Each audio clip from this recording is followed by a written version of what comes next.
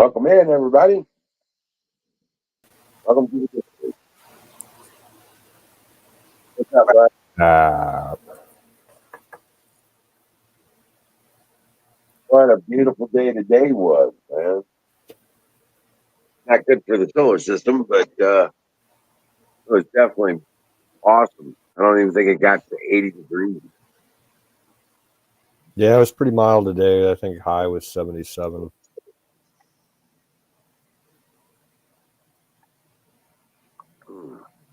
It was absolutely beautiful. Got laundry done today. Did you hear about Sri Lanka? Yeah, Crazy shit, man. yeah, I heard about that before. Early this morning, like about 6 o'clock, I think. Yeah. Yeah. Yeah, Zoom. I think Ranger's going to be a daddy again. I think him and Ricky took off today. Yeah. I was getting worried about it and went out looking for him. And while I was gone, they came back. But yeah, and he's acting like all protective of her and stuff like that. Hmm. Hmm. We probably have babies on the way.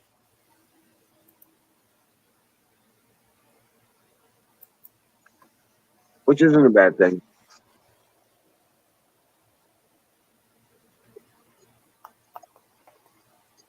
Yeah, yeah.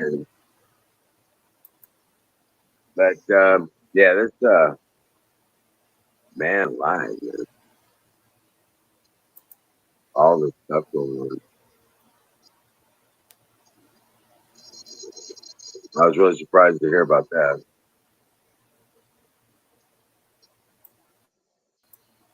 But they haven't Yeah, I had. guess a few hours ago. Go ahead. Go ahead, you first.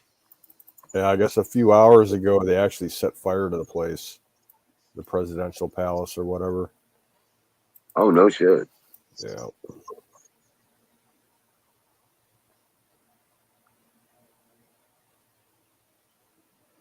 Well, looks like they're going to change government one way or another. Yep.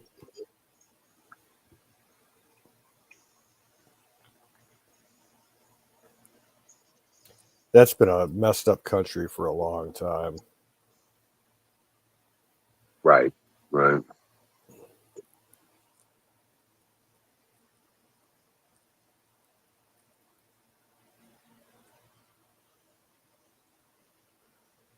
What's up, Shoe Studio? What's up, Wild Bill?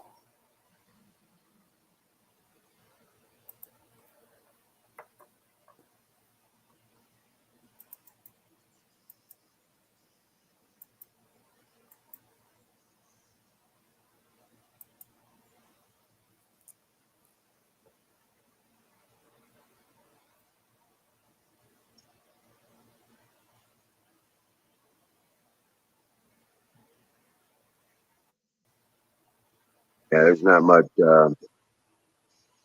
in the news today. No, they're carefully controlling what's coming out as far as big stories go.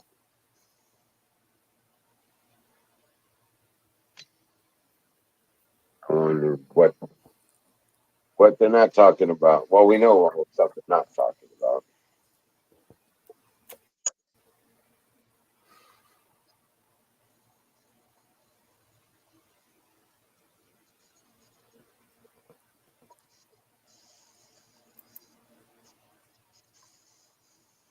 Hey, Ghost, what's up, Bill?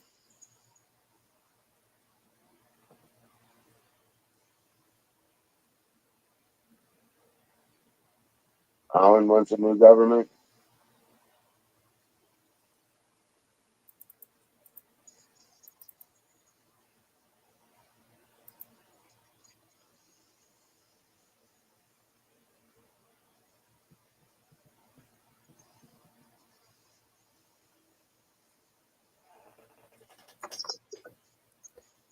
Oh man.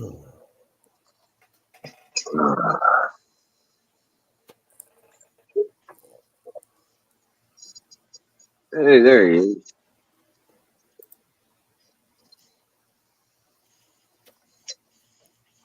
I got him. Hey, what's up, Bill?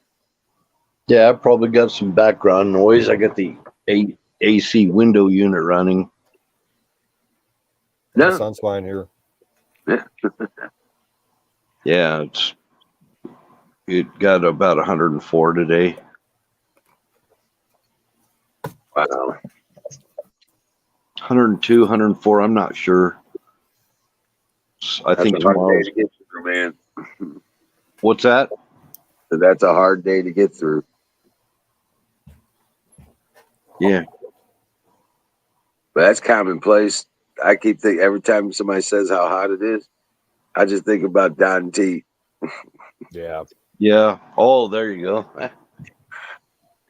Dude moved to the fucking gates of hell. Blast furnace land.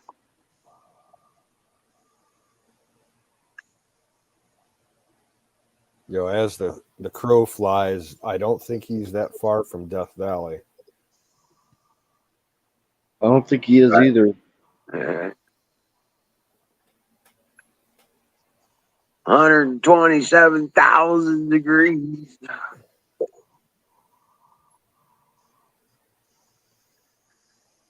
Good Lord. Is it pretty cool over there, Canoes, in Ohio? Yeah, it was mild, just mid-70s today. It's down to about 70, 69 right now, I think. Yeah. Right. Bruce, what's up, Bruce? He says it was 102 where he is. Down in Louisiana. That's a hard 102 too, man. That comes with Oh. a big humidity number right there. Yep. Yeah. That's a, Even Florida, he was telling me how hot it was. Oh, you talked to Florida? Huh? You talked to Florida recently? Yeah. Oh, cool. Yeah, I talk to him every once in a while. Haven't seen him in a bit. It's been a couple months. Yeah, he says he still doesn't even have AC. He just rolls with the punches. Yeah, he's pretty hardcore living down there. Yeah. I think back, and I remember back in the 60s and 70s, and nobody had AC. Nobody did. Nope. And it wasn't till AC came out, and I just kind of put two and two together, and I thought, all these people are saying, I'm moving to Houston, I'm moving to Miami, and blah, blah, blah. That was after AC. Nobody wanted to go there before then. Yeah. right. I'm thinking fire in the motherfucking boat. Yeah, we definitely had a reprieve from the heat today, but the overcast stuff took out the sun. So I'm on generator time right now because of that. I would have been happy if a cloud or two would drift over me. Right? Yeah. Yeah, it's supposed to be up to 86 tomorrow, full sunny. I keep my air conditioner set at morgue setting. Oh yeah. You don't want those bodies coming start stinking. That's good. Yeah, my funny. little window AC that I got for my bedroom, when I turn it on, I only have it set for like 72. I don't like it to be super chilly in the house. Even if it's like over 100 outside, I won't put it below 72. Right. It's just a waste of energy. Right. Yep. But if I need to cool down, I'm jumping in the car. I have a window air conditioner here, but it really doesn't do much. You know what I'm saying? Yeah. I might get 4 or 5 degrees difference, and reduction on humidity makes it bearable. You know what I'm saying? But yeah, Yep. it doesn't do enough to actually cool down the room. You want to get cooled down, we jump in the car and go down to the river, jump in the river. I remember when I used to go over to a friend's house, and they had this. And done. They had a swamp cooler sitting right in the door, and when you came over, you had to they had to move the swamp cooler to let you in. You know, they did a swamp cooler sitting right there at the screen door, and towels. I guess it was a fan with towels. That's what it was. It wasn't even a swamp cooler. It was a fan with towels on it, wet towels. Yeah, kind of the same thing. That's what the ancient Egyptians used.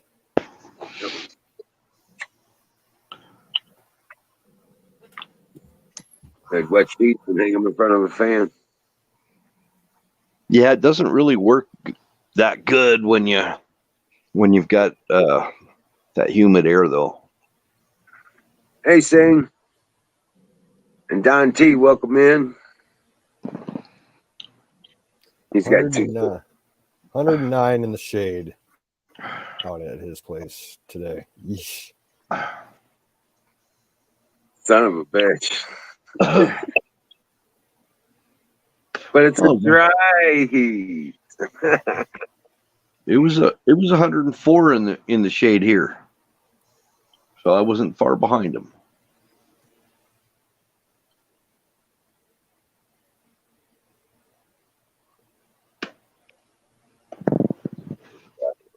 Well, you're not far from him either. Where I live, there's my yard has no trees, so there's no shade. Early in the morning, there's shade early in the morning, and that's still afternoon. Maybe in the afternoon, the other side of my house, it'll have shade from the house, but that's when I run the sprinkler. And we're extra being charged extra if we use over a certain amount of water. Really? I mean, oh yeah, the rate per gallon that they charge you has gone up. So they're actually monitoring it by the gallon, by volume. And if you exceed a certain volume, then the rate goes up. Not just your bill, your rate goes up. So the only people that you see that really have green lawns right now are the rich people. Right.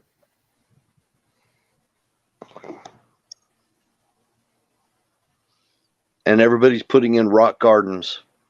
They're taking out their lawn and everything and putting in rock gardens and, oh wow, desert type plants and stuff, which I think is the way it should have always been. I don't know why they have to have these big mega lawns right here, try and make it look like it's not a freaking desert I'm living in.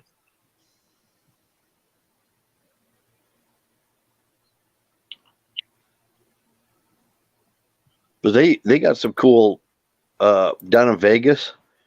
You get out in the neighborhoods in Las Vegas and you see these yards. They have polished glass rocks, and a lot of them are just white rocks.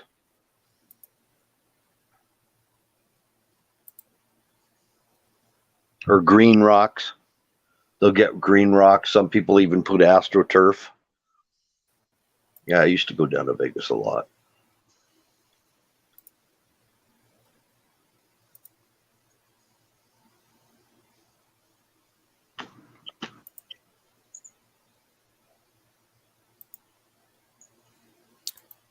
Don says he posted a new video he'd like us to play. I'm going to put the link in the private chat if you I'm want to already throw on that up. Okay.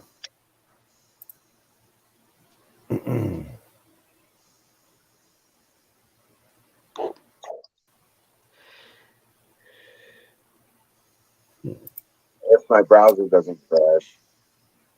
Hold on. I didn't get notification on that video, and I should have.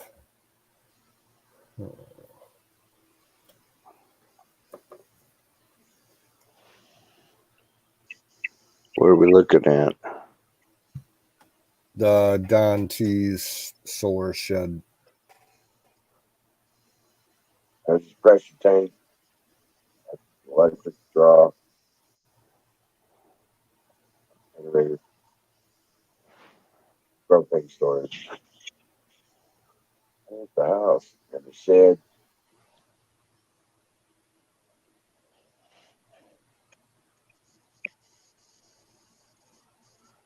That's a dude down. You cover the top of that house with solar panels. That's what you got to do. Had to cool off the roof too. Shake the roof. That's something that's covered solar panels. Drop by 20 degrees. Yeah, there's no audio on the video, Wiz. Yeah, I don't hear any. Hold on. I can't. I don't know that I can get it.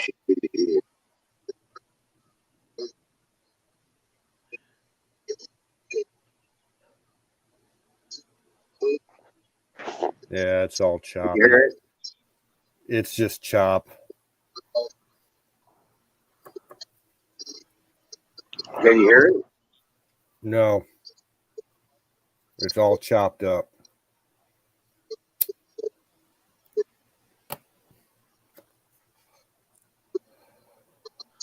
Mm.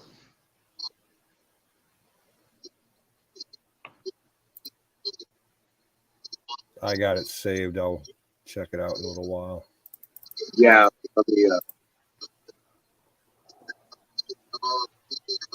But you guys can't hear it, huh?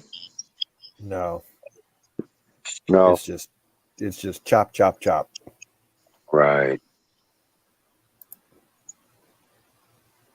Damn things are screaming.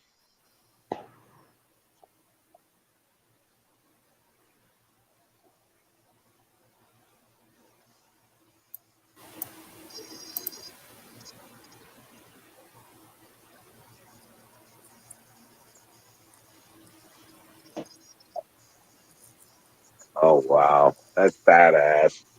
109 degrees in the shed. Holy shit.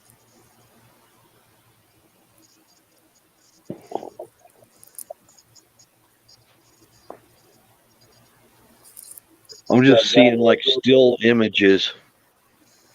No audio, just still images.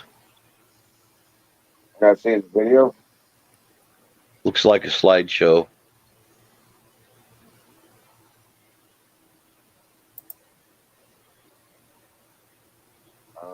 Okay.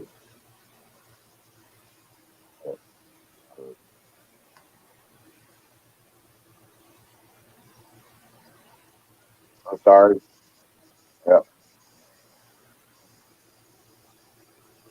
And John can do it. Welcome in, Don.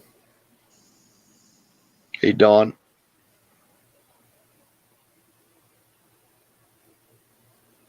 They're done. It's on mute. Hey guys, what's up? I'm trying to pick out the video file so I can show it to you fresh. Stand by. Oh, okay. All right.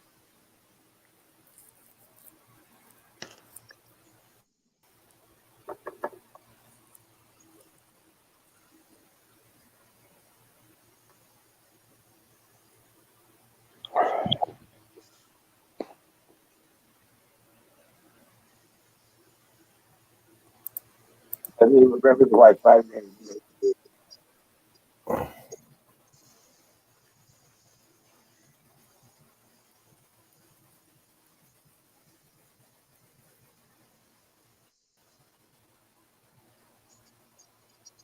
Yeah, I'm just on a phone also.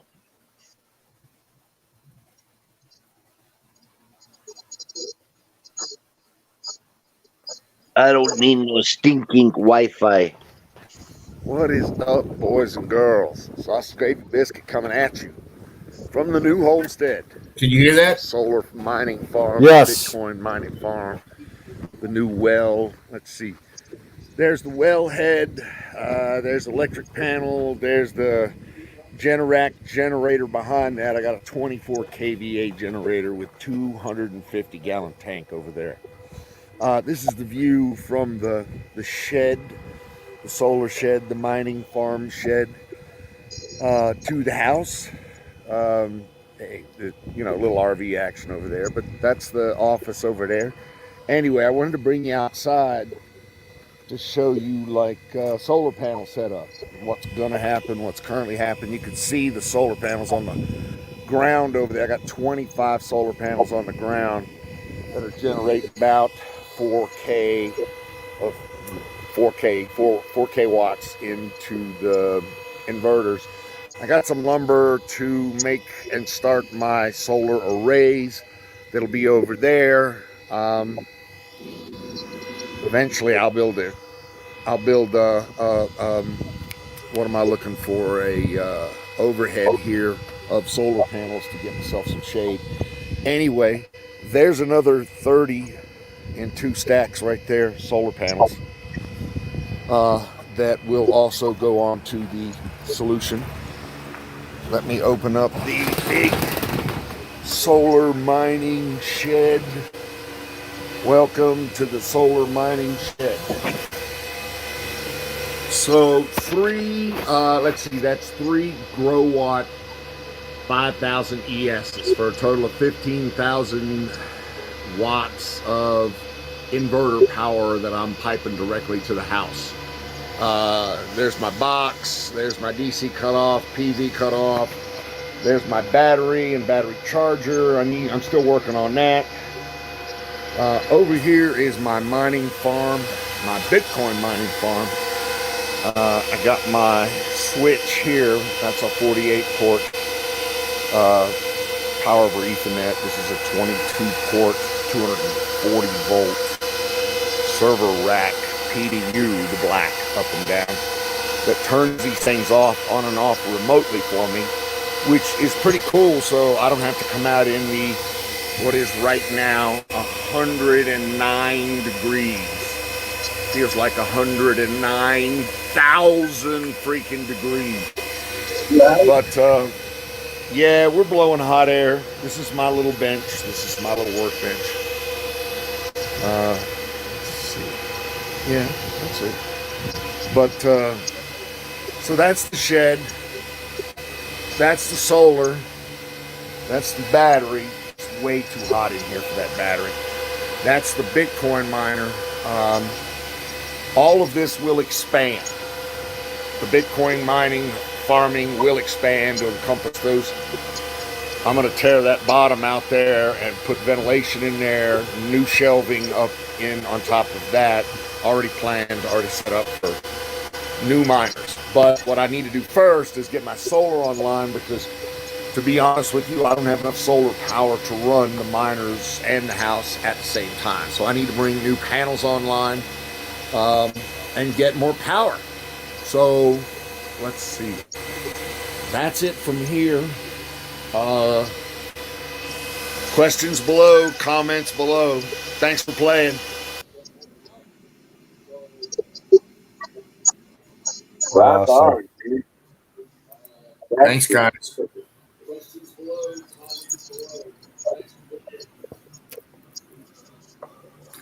Thanks for watching.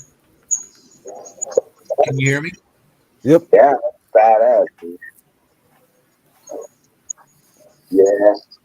You know, I see all that open ground and stuff like that, and I know there's cables run here and there, and pipes run here and there, and for everything from electric to propane to, you know, all that junk. Oh yeah, Water. I got shit hanging everywhere. It's fucking and when I'm all said and done, got the hookup holler if you hear them. Yeah, slipping. I'm eat up with that white privilege shit. What can I say, brother? You know, having a job has its privileges, I guess.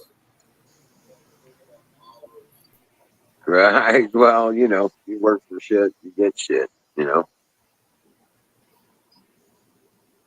Yeah. Work for stuff you work for it, you get it, you know. I mean, I ain't gonna lie to you. I got probably $15,000 in just the solar right now.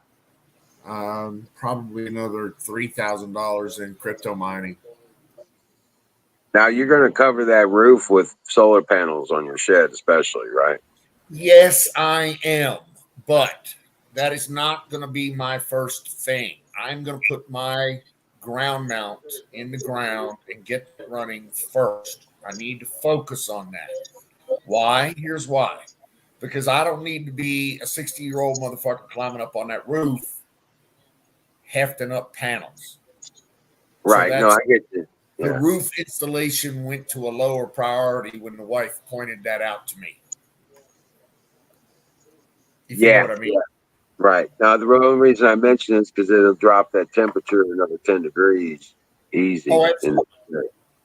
I absolutely agree with that. And I still have more insulation both in the walls and the ceiling that I want to put in there. Eventually, I would love to have that thing air conditioned. But just throwing the apples here. What says sand doesn't harm the panels direct on the panels. Being able to cool effectively. Yeah, they don't cool effectively. They don't. I'm over there like spray cleaning them with the hose maybe once every 2 months now. And that is about a 10% appreciable increase when I do that. Just blowing the sand off of them. And you can see the dirt come off of them. Yep. But I need to get them off the ground. I need to get them in an array that I can manage and get more efficient pointing out of them and get more power out of them that I'm currently getting. Do you know what I'm saying? Yes. Yes, I know exactly what you're saying. Yep. So I just need to treat them better. And then bring those panels and the 2 stacks of 15 panels over there. I just need to bring all that online and power up. I'm low on the power right now. I don't have enough sunlight. I can keep the battery charged, but I gotta make a song and a dance, and I ain't got the juice to run what I want in the house. Run what I want in the battery, run what I want in the building and in the crypto. I don't have enough juice. So I just need more panels sucking up ions. What are those? Photons, excuse me.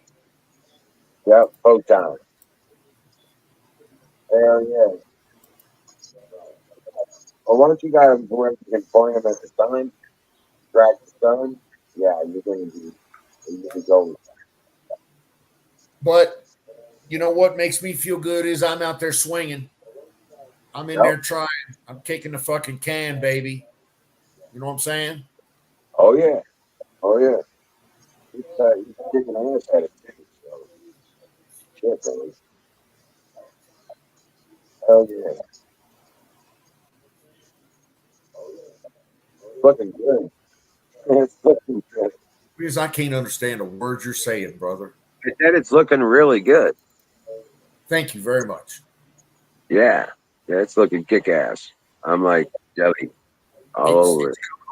It's coming around. It ain't done yet, but it's coming around. It just, that's a progress report. That's all I'm saying. I ain't been here a year yet, so. Right. Exactly. I was going to say, you've only been there, 8 months, 9 months? Something like that. I think we moved in November. Platoon, the Jeep ain't starting, brother. I had to have the Jeep towed to the fucking mechanic again. Do you believe that shit? I know. The mechanics keep more in my fucking Jeep than I do. Starting to piss me off. No shit. What happened to it? I have no idea, to be brutally honest with you. I was playing with the battery, and then one day it just won't start.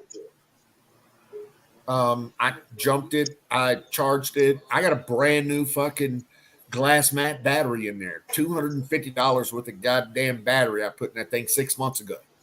Right. Hey, Don, what's the dimension of one solar panel? The dimension of one solar panel is 39 inches, roughly 39.09 inches by 65.3 inches. Okay. I'm thinking you want to get them up off the ground. You probably want to put them on some kind of a pole mount, maybe.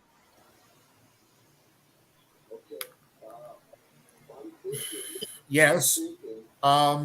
Yes. I have the mount already. Let me show you the mount. Let me find it and show it to you. Okay. Okay. I'm gonna build.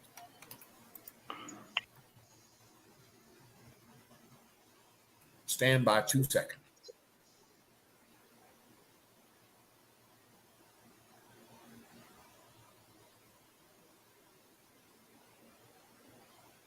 I mean, I right now I got all kinds of ideas running through my mind on building pedestal mounts.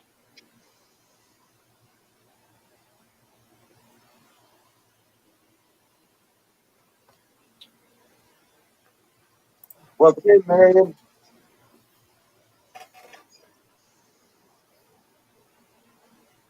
Where they'd be off the ground, and then damn, he could probably even rig up a rotor on it so that he could turn the panel from inside the house with a rotor.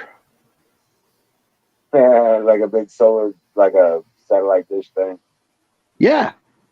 Yeah. But it would have like a rotor, and Don knows about that being a ham.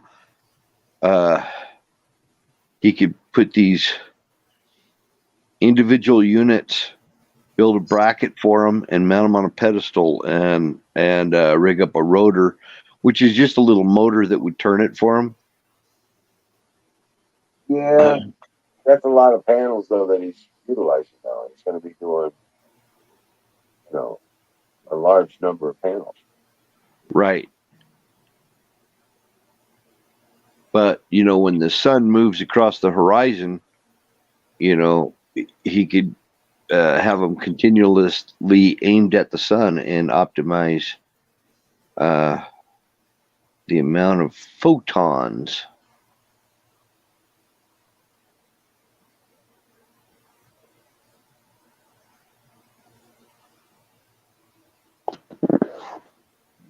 Dropped off.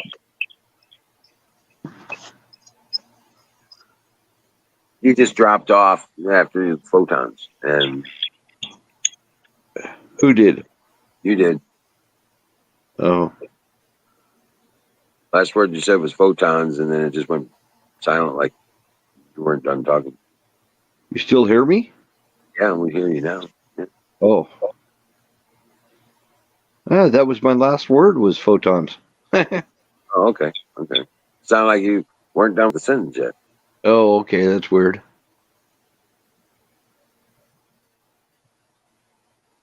Yeah, but I would think that's what he's talking about, is getting as much juice out of the sun as you can. I don't know. I don't know anything about this. I've never tackled it, but I'm just visualizing. Yeah. Mine are mounted on the garage, pointed at as the best possible,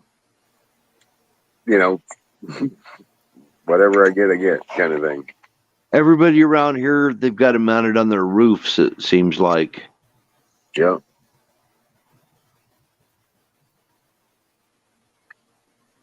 Sometimes they only get the afternoon sun, or I guess that's probably the most powerful part of the day is the afternoon sun. Right.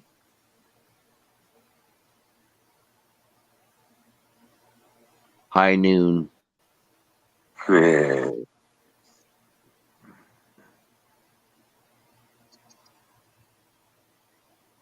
Now, me, when I build my house, to optimize my house the way I like it, being up here in the mountains, I would prefer to buy a lot on the afternoon, where I would get where I won't get the afternoon sun, and just get, so the afternoon the mountains would cast a shadow that would be on the other side of the valley. I'm on the east side of the valley, so we get the afternoon sun, and I don't like that. I'd rather have I'd rather have the sun go down earlier, but that's just me. Oh, okay. Yeah. No, I yeah. With my front porch facing the south, so that way the sun will melt the ice on my front yard, on my driveway and my front yard. Right. Yep. You can bury pipes under your driveway and hook them up to a hot water solar heater. My cousin did that back in the 1970s. He had a steam system that ran his entire house and also melted his driveway. The steam system did. It was, the steam coils were actually in the concrete. Nice. What's up, Sing? How's it going, guys? Yeah. Oh man, I tell you what.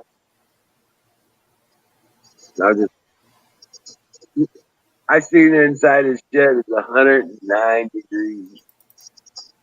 I was like, dude, that's not good for any of that equipment. That's a whole lot of heat. Yeah, it is. But you've got to have a boiler, or maybe a couple of boilers. That Oh, for the same thingy, yeah. For your steam system, yeah. And he was a general contractor. He pretty much pioneered it. Nobody had even had it before he built his. He lived so high up the mountains, he had to take a snowmobile down to the highway to where he parked his vehicles at a gas station. He'd have to park his vehicles there, and he'd leave his snowmobiles, and then when he came back from work, he would take the snowmobiles back up to his house.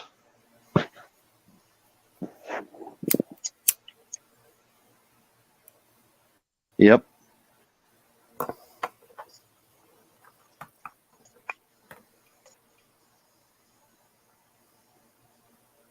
Yeah.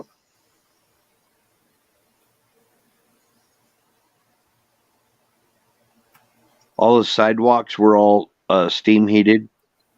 His driveway, his garage, his house, and a mother-in-law apartment type house. He built all that himself. Right on. Thank you, Zach. Yeah. No, I was thinking of is maybe some kind of geothermal situation he might be able to use for air conditioning. But I mean, I know that requires digging up a lot of that sand. The best air conditioning is under the ground. Right. That's what I was saying. A geothermal situation. I've seen them where they bury all this tubing under, 8 to 10 feet. And it works really good. Yeah. Yeah. All you're doing is the only cost incurred of it is just the water pump. Just a water pump.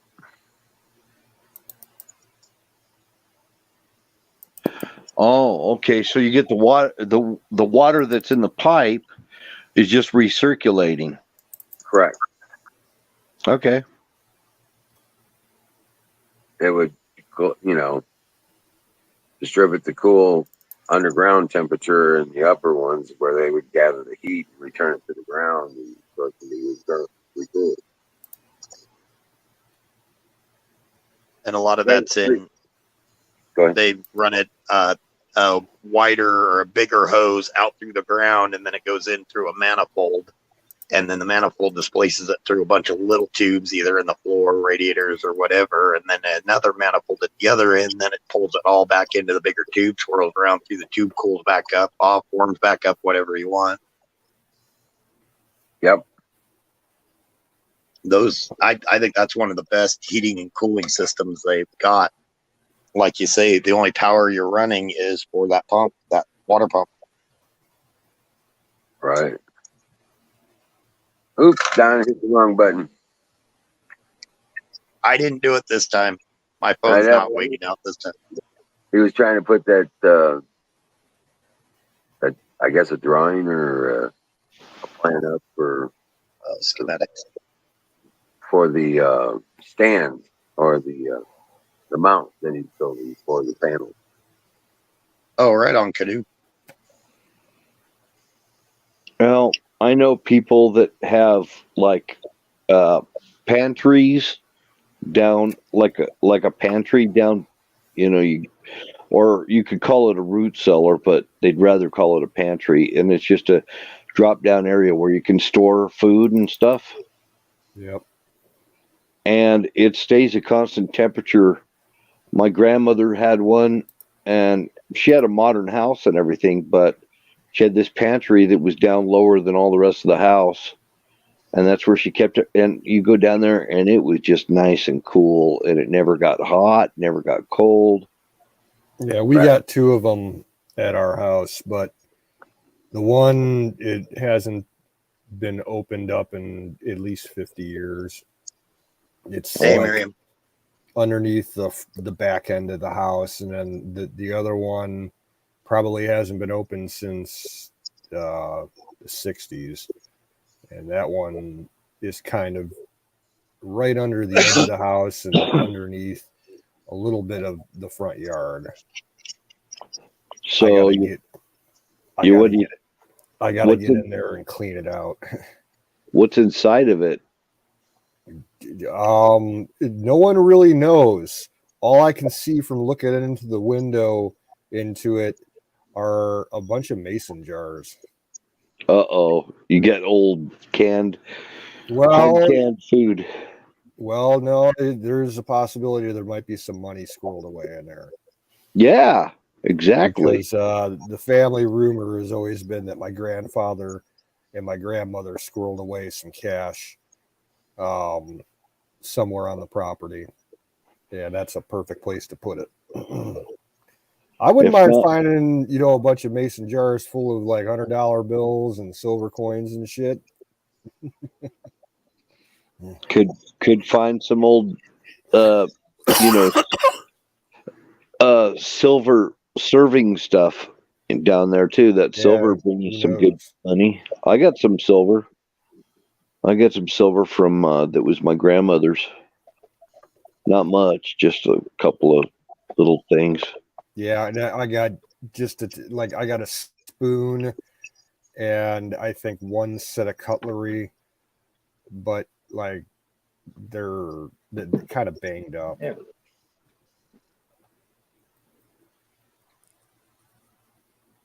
And all the silver coins that both Grandpa and Dad had, I sold those earlier this year. I needed the money.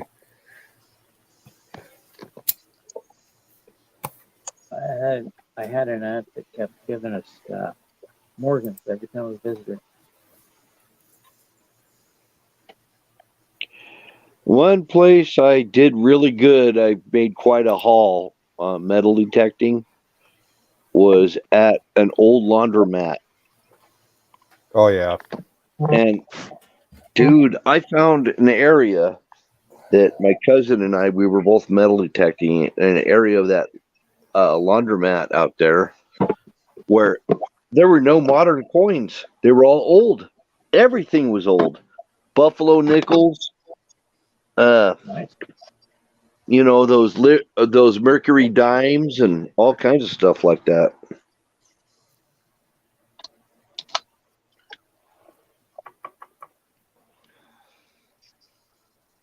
A lot of wheatback pennies, whole lot of wheatback pennies. Oh, we just call them wheat pennies.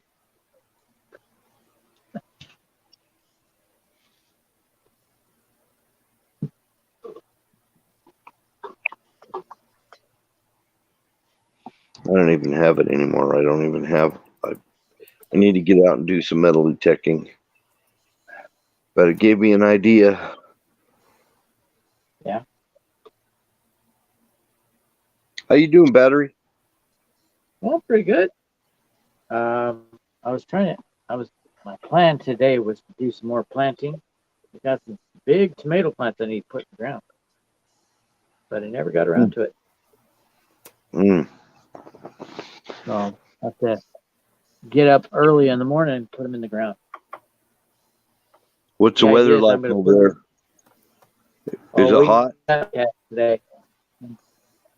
Sun just came out just before dark.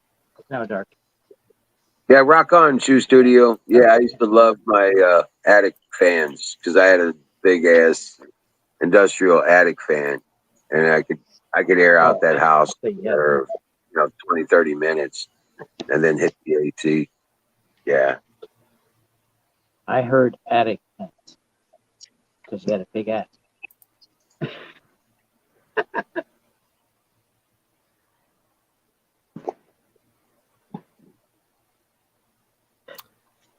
Fire Attic in fan. the bowl. amen. Yeah. Fire Yes. in the bowl. Hey. About how much do edibles cost? It all depends what kind you're getting. If it depends if you're getting CBD or THC or the CBG, and it depends on what form you're getting, whether or not they're just like gummies or brownies or cookies or whatever. It all depends. I want to feel it.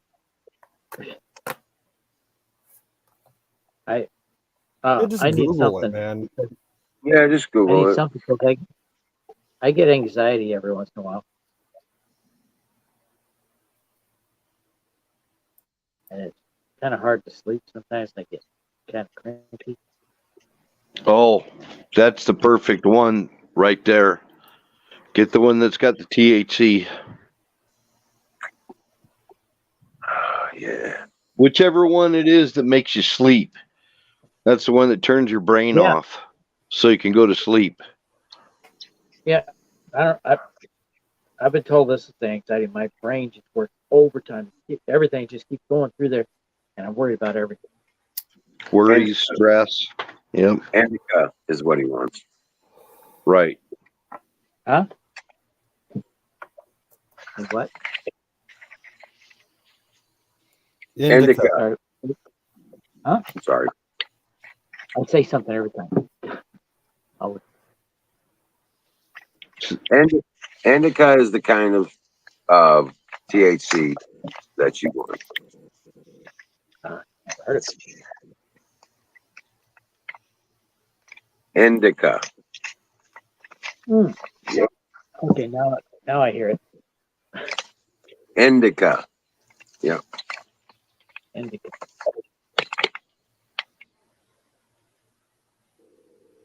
And when I get anxiety, my blood pressure goes up. What is that? Okay, I see what you're saying. That's the kind of rack that I'm going to build. Okay. And what? it moves. You can see its adjustment. Okay, now. Is that for your solar panels? It will be for my solar panels, and I'll make 1, 2, 3, We did it. 4 of those. 3 at least, if not 4. See, I was kind of thinking on terms like that, actually. Okay. The location of our new solar panel rack. And then under it, I'll What's the put water a to the 12 solar volt panel? We still drive the cars through actuator the driveway. that will move it according to what time it is in the day and adjust for the season. And I want to run Solar that tracker. with a Raspberry Pi. Well, that's pretty much balanced. Right. Until I get the solar That's, panel on. that's What's real the water close to to the what I solar was thinking about. Does that make Well, sense? I did.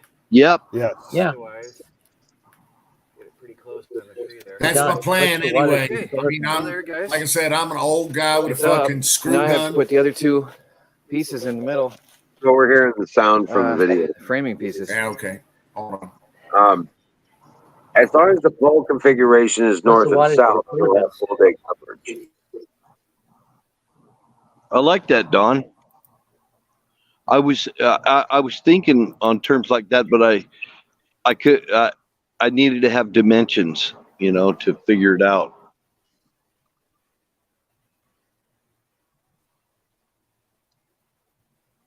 I was thinking like that. I was actually thinking of something that was on a single pole instead of on 2 poles, like a rack, like what you were showing. It was more like where you could put a rotor on it and be able to turn it. Hey, Dennis. Remotely. And it's That's funny you say that funny. because there's really 2 or 3 different ways that you can move that across back and forth the way you want to do it. One of them, one guy used a windshield wiper motor Yeah. to adjust his thing on a daily basis, and he adjusted the windshield wiper motor with the speed. So it was a voltage adjustment that he was making that would adjust the panels just like we had there, just like I was showing you. But his motor and timing and everything else was a windshield wiper motor, and he had a linkage set up to make sure it would roll.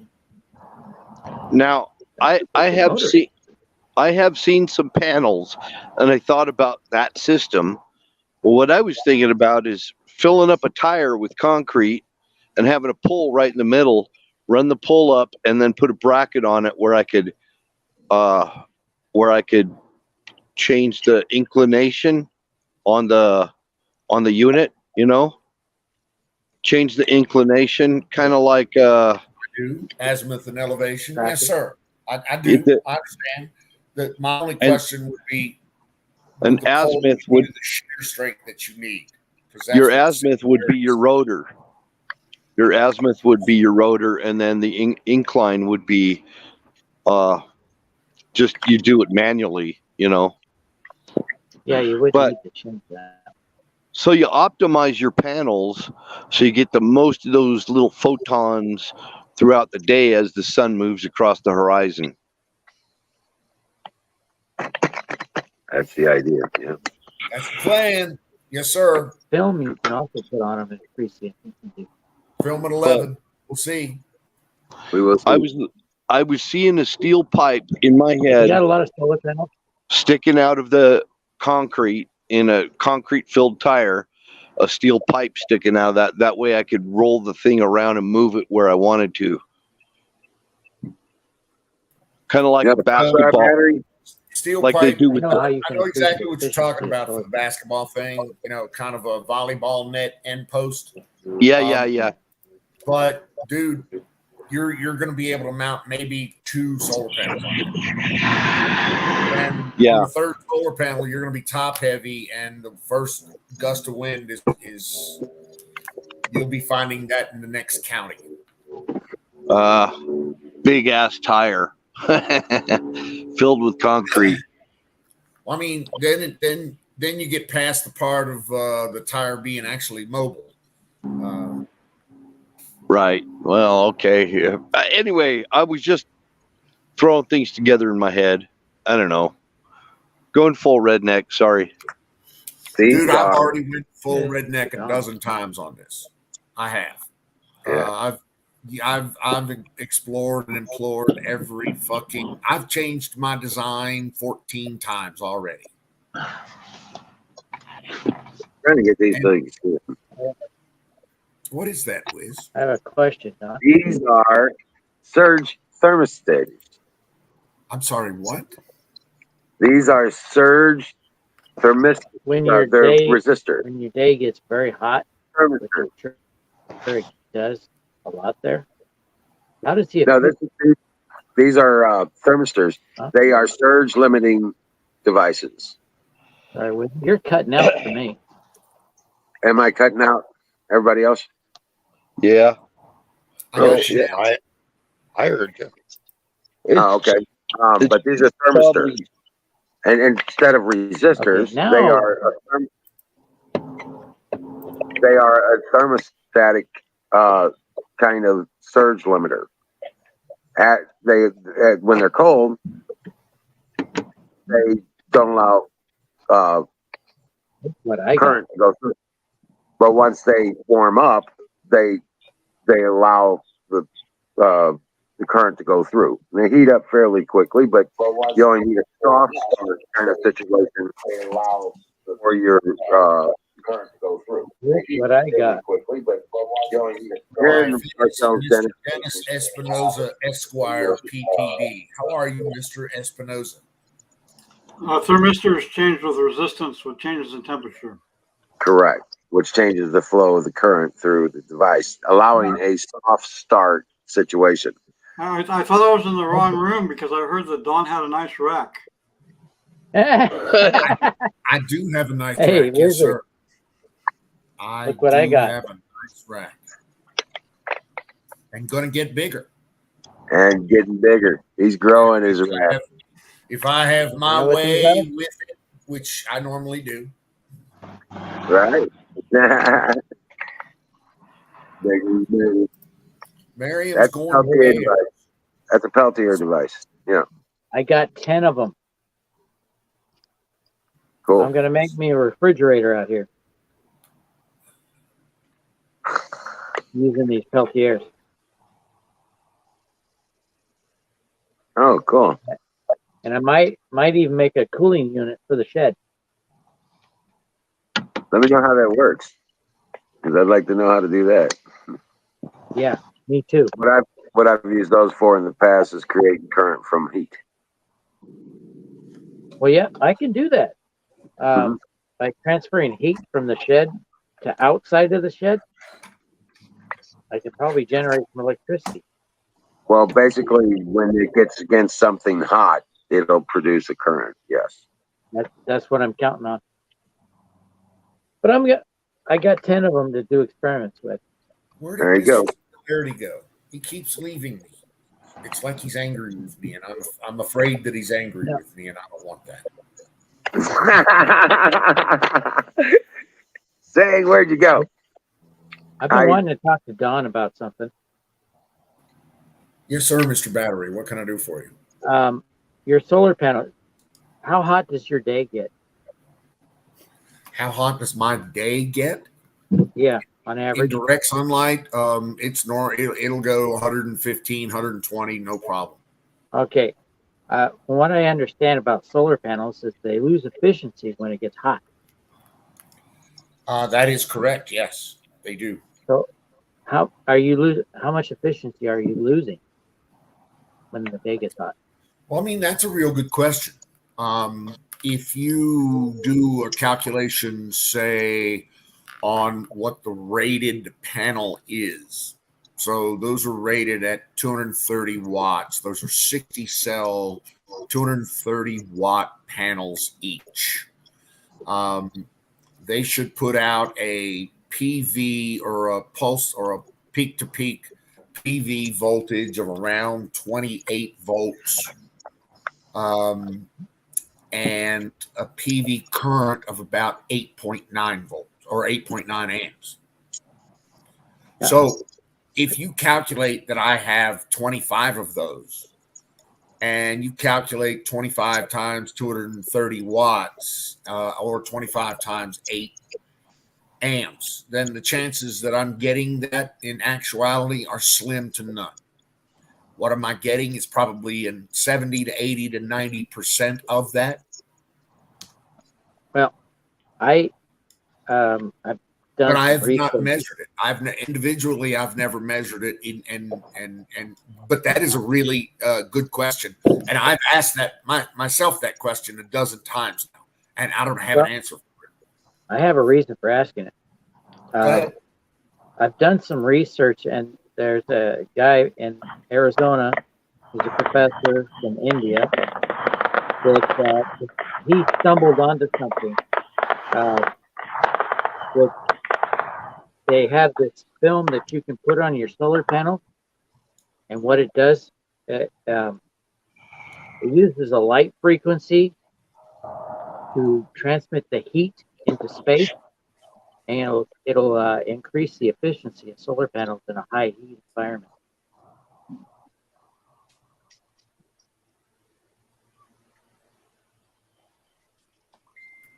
The technology was designed No, dude, to. you're.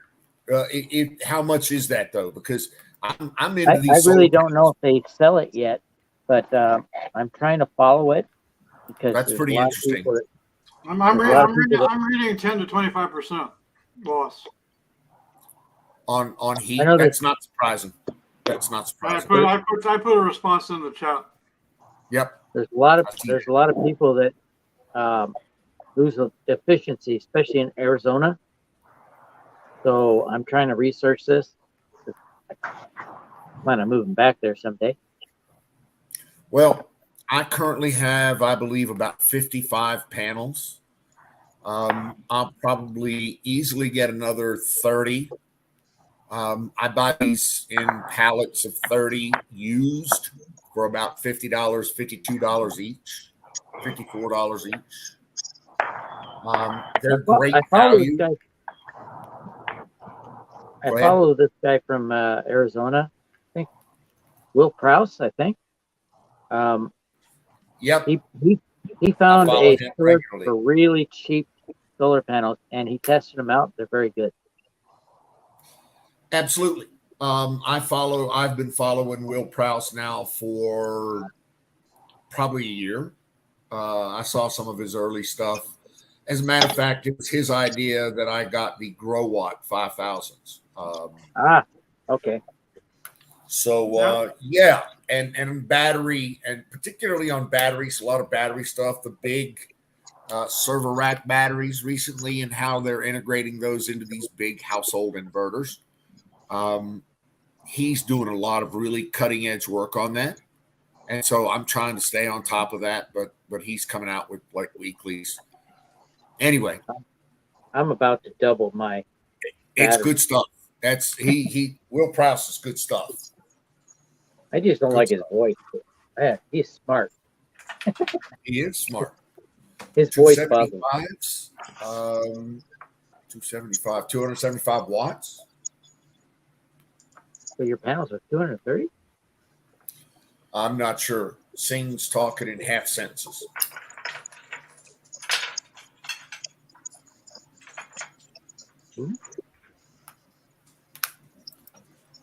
Oh, hi, Dennis.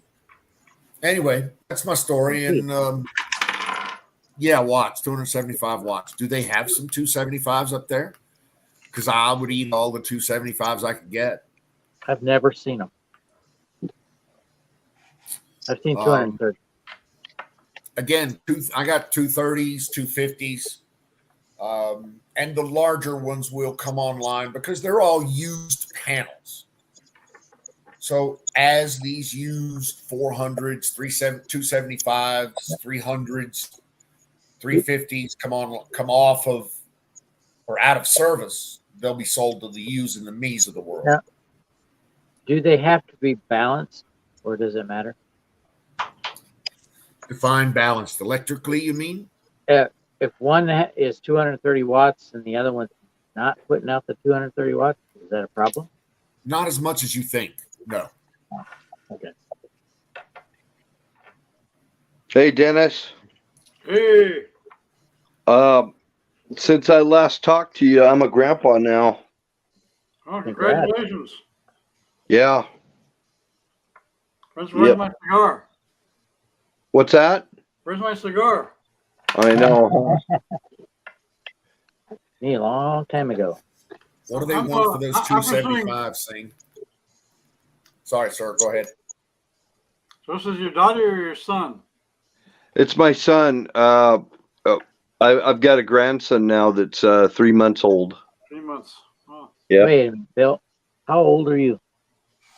Me? I'm 61. Oh, you're older than me. Holy crap. I'll be 62 come September. I'll be 59 in November. Yeah. You're young punks. I know. Still wet behind the ears. I hear people say, "Oh man, 50's old." Hell no, it's not. Hey, there's Huckleberry. Oh, hi, Huckleberry. Oh, where's the cat? Oh, there it is. I was close. Whoa, the chat looks different now. Oh, that's private. There we go. Hi, Huckleberry. I don't care for steak either. Unless there's hell of a lot of pink in there.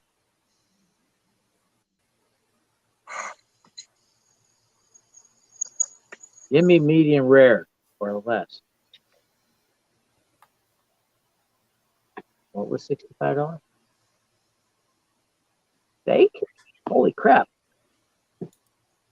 I went to Costco and they have steak in there that's $89 a pound. What? It's Kobe steak. That steak give us a happy ending because it better That fucking steak $89 a pound. That steak is beautifully marbled. It Oh better my jump off the grill when it's ready and suck my cock for that price. I don't want mine to do that because I won't eat it. You gonna Yeah. eat it after that? Not me. I don't want it getting off the grill. That's why I said happy ending. Right. Rosa has a good point. If the outside of the steak is kind of brown, and I cut into it, there's a hell of a lot of pink in it. Perfect.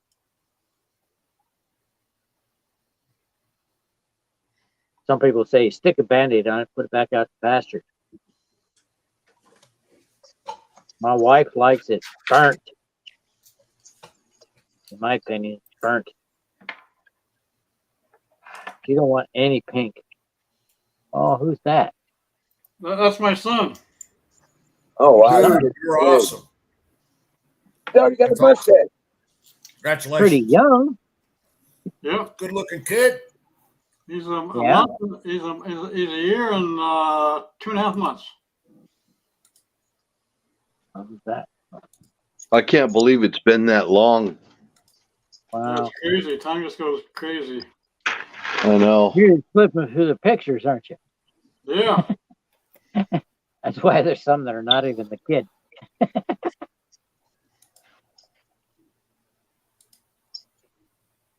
Yeah. Awesome. I went to the coast yesterday and there was this baby at the next table standing on her mother's lap and just giggling like crazy when I looked at her. She was having a great time. The kids are great. Yeah. I love their laughter. Yeah, I'm setting up a shed with solar, but I'm thinking about going with about 3 or 4 just smaller portable units because I don't like single points of failure. With what? Thinking about going with 3 or 4 portable units because I don't like single points of failure. Portable units of what? The battery packs and inverters. Oh, okay. Well, yeah. You should watch Will Prowse. He built the system to power his his office, where he does all his videos, with several different types of batteries, because he tests batteries. So he uses those test batteries to build his power system, and they're all different. So he makes them all independent, but going into the same system to run everything. And he says as long as they have their own like BMS system, it'll work. What does that stand for? You know? Battery management system. Okay. But each one of them is an independent system plugged in parallel. Okay, so they plug into a common point of delivery. Yeah, right now mine, I have 10 batteries in parallel going into one system. Each one of them has 15 BMSs. So 15 and they have their own. They have their own. Do you run inverters? They each have their own inverter. I get my inverter on Monday. You what? Right now I'm running a 400 watt inverter. It's very inefficient. Dennis, did you see my the video I created today with my 3 5,000 watt inverters in parallel? Holy crap! No, I didn't. 5,000 watt inverters in parallel? 3 5,000s for a total of 15,000 in parallel. Oh, yeah. Yes, sir. That is basically a 50,000 watt. Let me throw a link for you in the private chat, I guess. Sounds good. Yeah, private chat. Did you wire them together? I did. Yes, I did wire them together. There you go. That's a 15,000 watt inverter. That'll handle anything in your house. That will handle anything in the house. Yes. I have one 3,000 watt inverter coming. If I need to power anything in the house during power outage, I'll just run an extension for you. Until I can get the switch. I want to get that auto switch when the power, when the grid goes down. It'll switch over to the batteries. I have that. I don't have that yet, but it's the plan. But it's gather the money. I thought you guys seen this.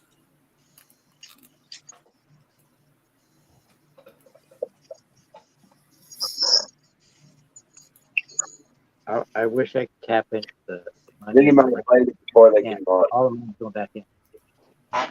You might have played it before they came on. Oh, okay. That's fine. Oh, yeah. I don't I mind didn't playing do it.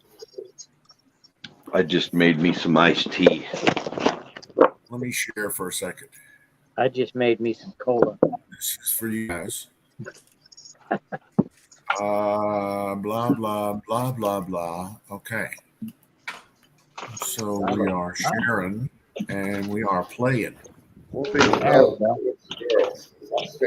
Can you guys hear that? From the new homestead, the solar mining farm, the Bitcoin mining farm, the new well. Let's see. You can hit the theater mode Wellhead. on your screen. There's the electric panel. There's the Generac generator behind that. I got a 24 kVA generator with 250 gallon tank over there. On your YouTube. Yeah. From the shed, the solar shed, the mining farm shed, to the house. RV action over there, but that's the office over there. Hello. And Tree. we're moving outside to show you like the solar panels. What's going to happen? That apparently happened. You can see the solar panels on the ground over there. I got 25 solar panels on the ground, generating about 4K of 4K watts in the inverters. I got some lumber to make and start my solar arrays. It'll be over there. Eventually, I'll build there. I'll build. What am I looking for? A overhead here of solar panels to get some shade. Anyway, there's another 3 and 2 stacks right there, solar panels. That will also go on to the solution. Let me open up the big solar mining shed. Welcome to the solar mining shed. Oh, I've seen the shed before. So I love those units. let's see, that's 3 Grow Watt 5000 ES for a total of 15,000 watts of inverter familiar with power those. that I'm piping directly to the house. There's my box. There's my DC cutoff, PV cutoff. There's my battery and battery charger. I'm still working on that. Over here is my mining farm, my Bitcoin mining farm. I got my Damn, this switch is making here. me hard. That's a 48 port power over Ethernet. This is a 22 port, 240 volt server rack PDU, the black up and down, that turns these things off, on and off remotely for me, which is pretty cool. So I don't have to come out in the what is right now 109 degrees. Feels like 109,000 freaking degrees. But yeah, we're blowing hot air. This is my little bench. This is my little workbench. Yeah, that's it. But so that's the shed. That's the solar. That's the battery. It's way too hot in here for that battery. That's the Bitcoin miner. All of this will expand. The Bitcoin mining, farming will expand to encompass those.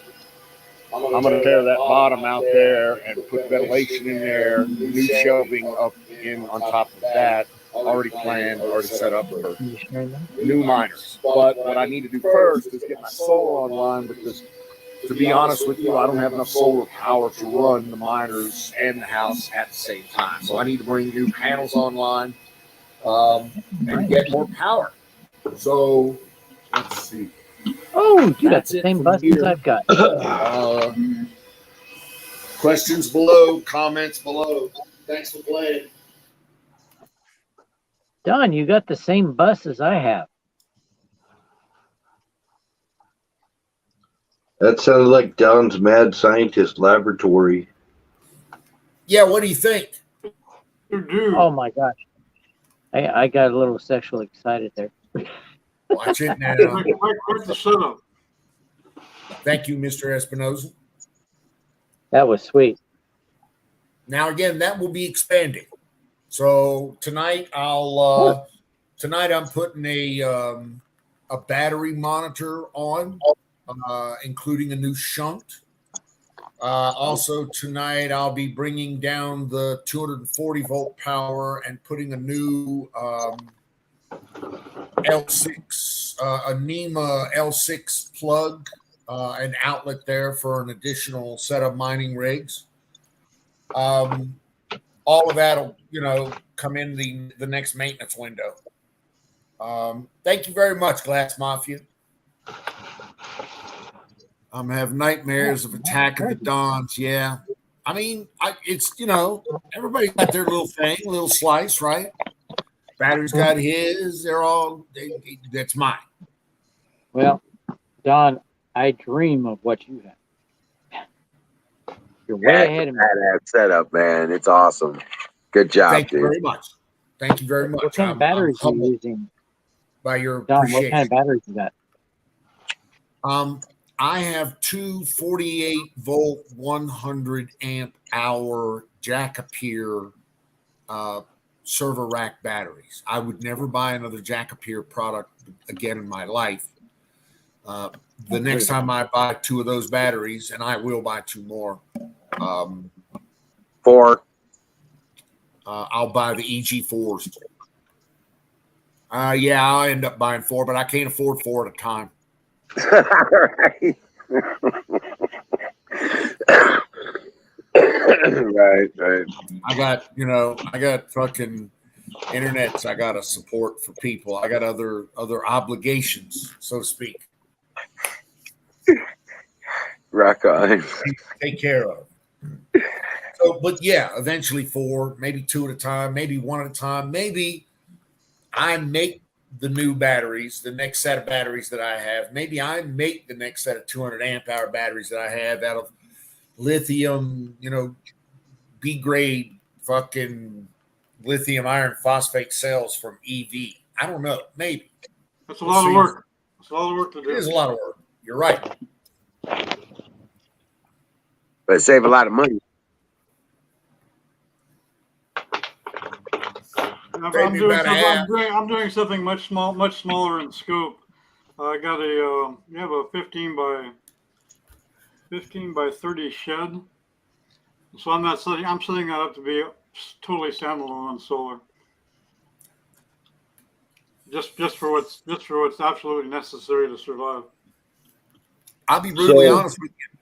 I wished I had more people to talk to about it, because I mean, all I do is fucking look at YouTube videos, read manufacturer specs, call fucking tech support, and it's not like there are some forums out there. Will Prouse has got a great forum for all of these. Did you know that they sold GrowWatt sold 29 million of these fucking inverters? Wow. 29 million of those ES5000s. Of those ES5000s, 29 million of them. Fuck. And they're having trouble producing the converters. They are. You're right. Yep. But they're selling these things like fucking hotcakes. And they work like champions. They work straight up out of the box. Never had a failure. Never heard of anybody having a failure. So those are booster pack ES5000s?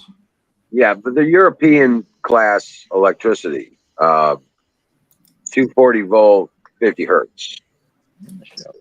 Instead of, you can make it 60 hertz. It's easy programmable, 240 volts, 60 hertz, and it's American electricity.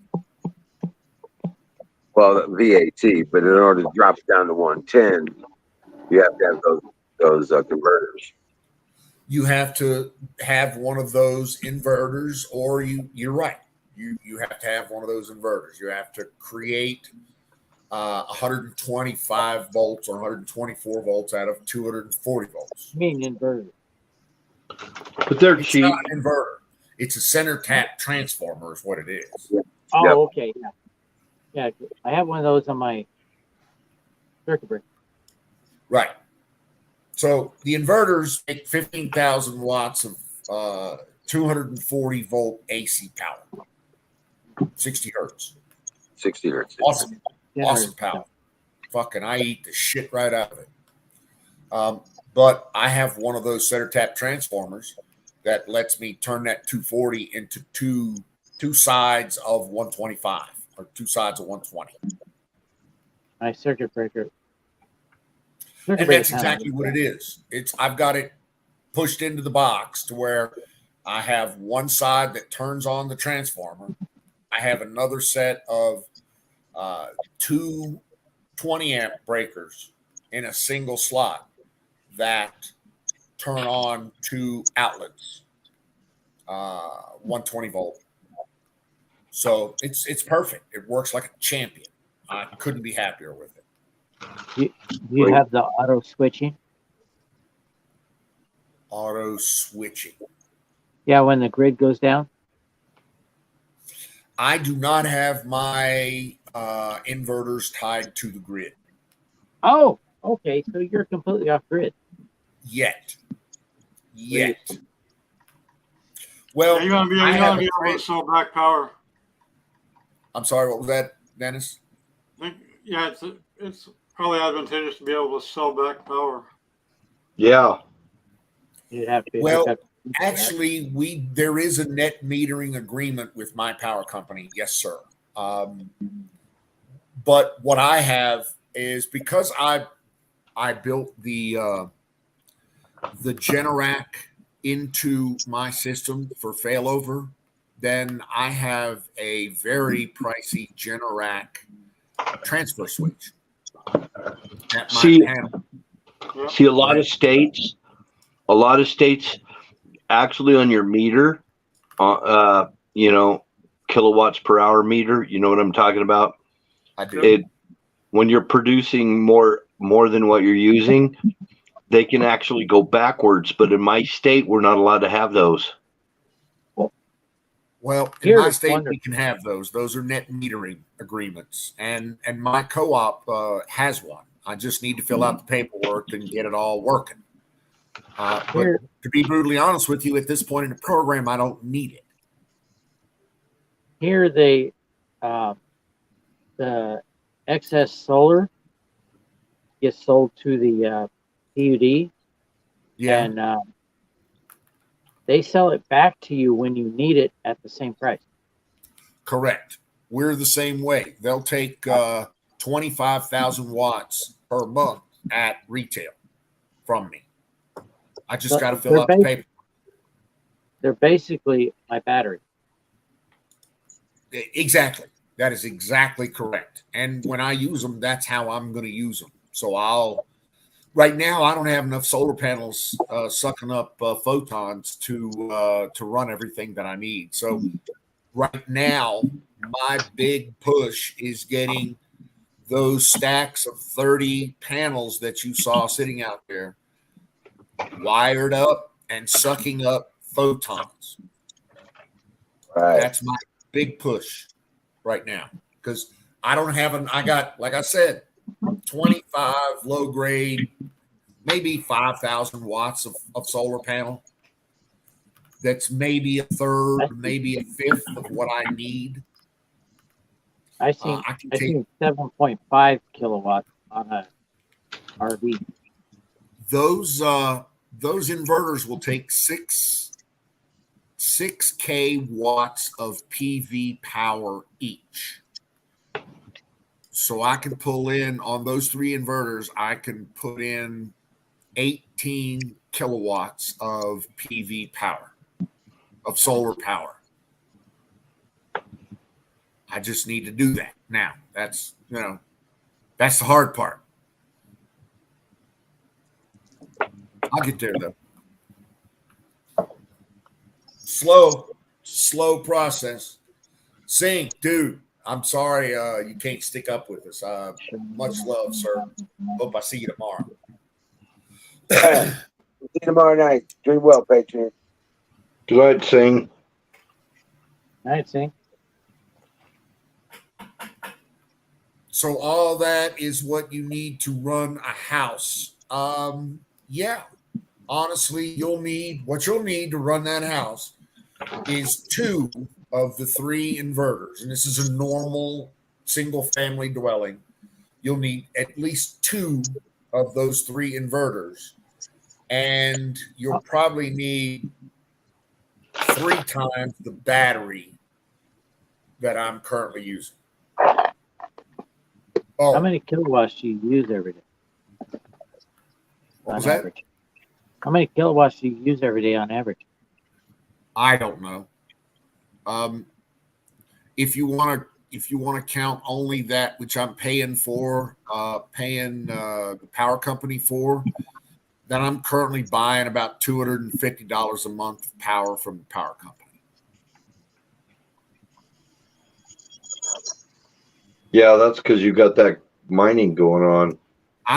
Dude, I don't, like I said, I have the infrastructure now. I just need the panels to power it.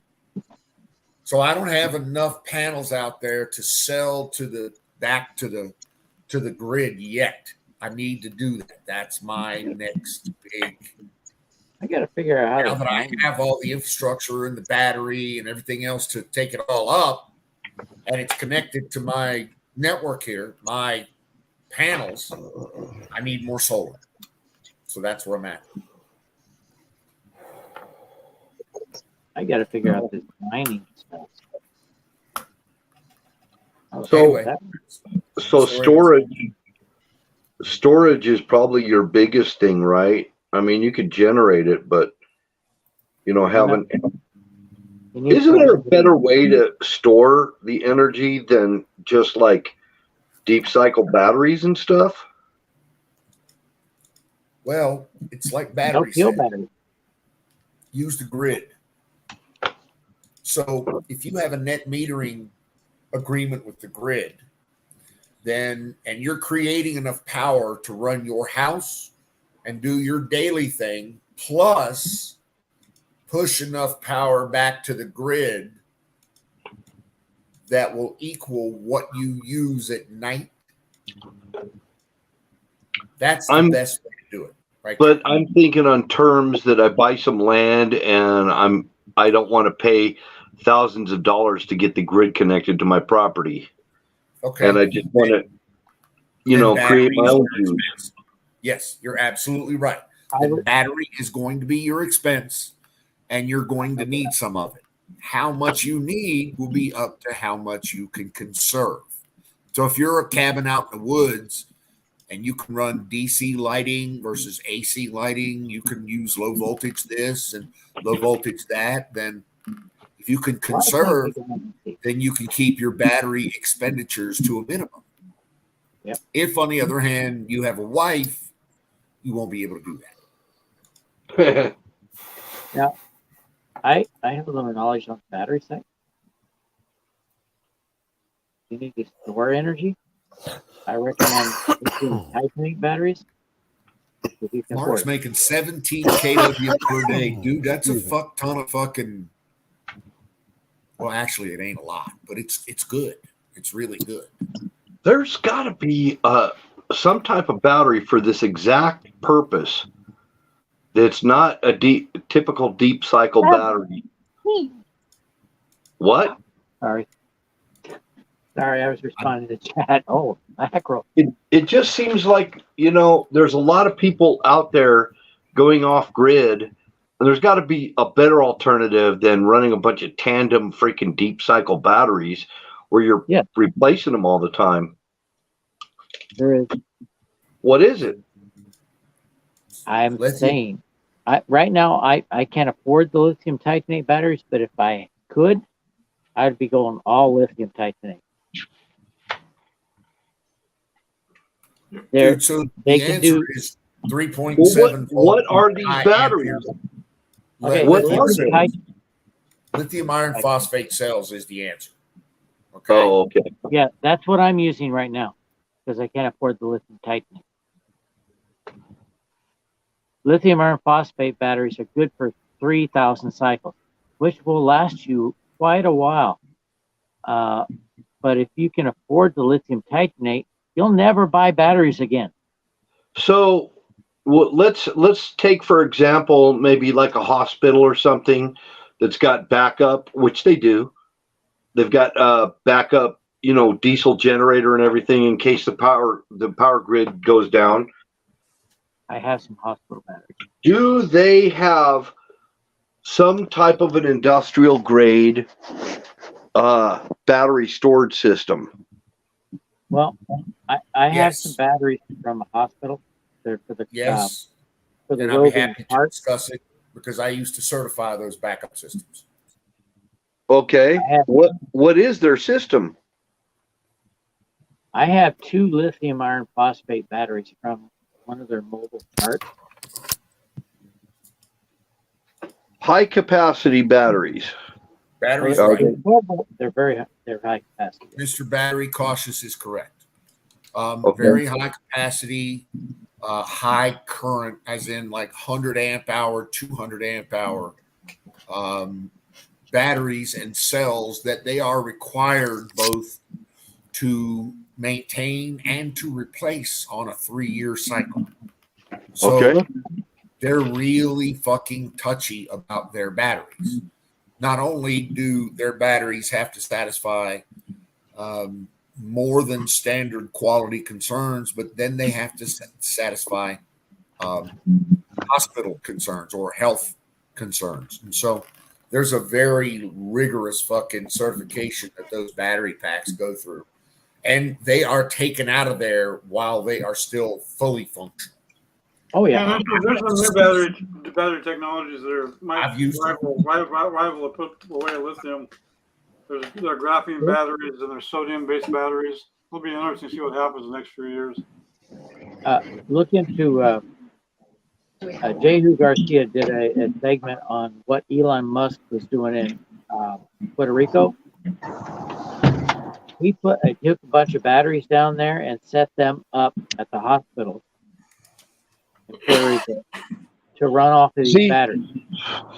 See, you guys are talking about all these solar panels and everything to run your stuff, but when you're like Wiz, he runs out of juice and has to shut the stream down because he doesn't have enough storage in his batteries, even if he can collect the sun.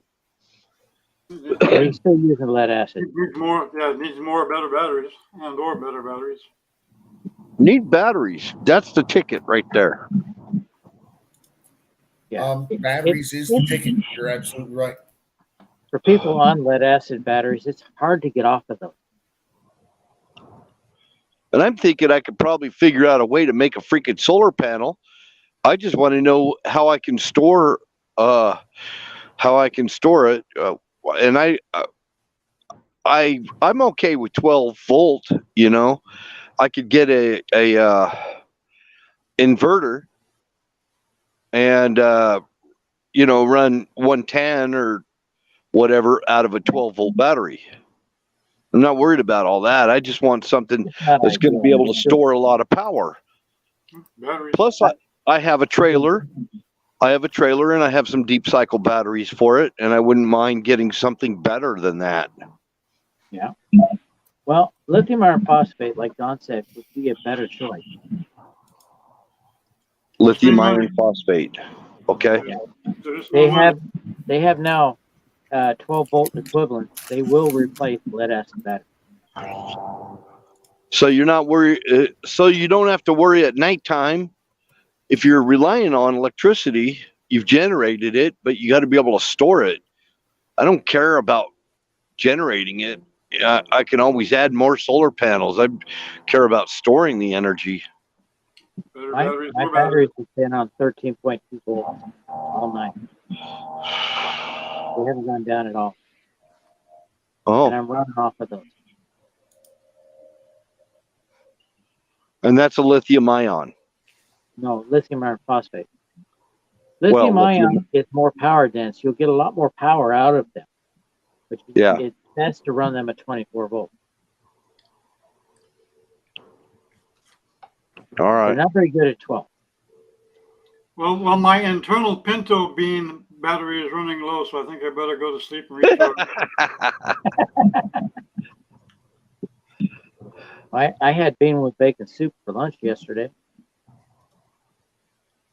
That's what I had for breakfast. And Don, don't post any pictures of your don't post any videos of your nice rack. I don't want to see man boobs. I don't have it. You will. Have a good night. Yeah. Good night, Dennis. Good to see you again. Yeah, good to drop by. Hi, Dennis. Good to see you guys, man. Be no Take care. good tonight. God bless you all. Have a good night, Dennis. Yeah, as soon as I can afford lithium titanate, I'm going to switch over. I will never have to buy batteries. Yeah. You can charge those full and run them to 0 volts 30,000 times.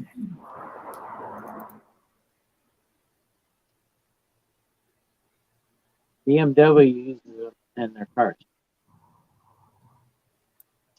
Yeah, plus, if I run a ham unit, I might even rig something up, make like a rat rig, so I can run a ham unit out of a trailer. Okay, I'll show you something. Don, have you done that so many times? I put so many handhelds and so many mobile units and so many ammo boxes and so many batteries attached to so many. You know how many different sizes of ammo boxes they have? Yeah, huh? This is I my put power. a radio in just about every one of them. Really? from steel to plastic. This is my little. Cables. As a matter of fact, I'm thinking up a nice rat rig in my head right now. Have been for weeks. Yeah. This is my little power wall right now. Each one of those is a 12-volt power, 12-volt battery. And there's 10 of them. Oh yeah.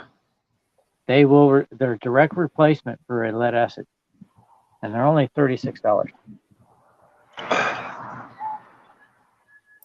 mean, I could get a little utility trailer and build it up, make a rat rig in that. So I got a mobile And that's what they're hooked up together with.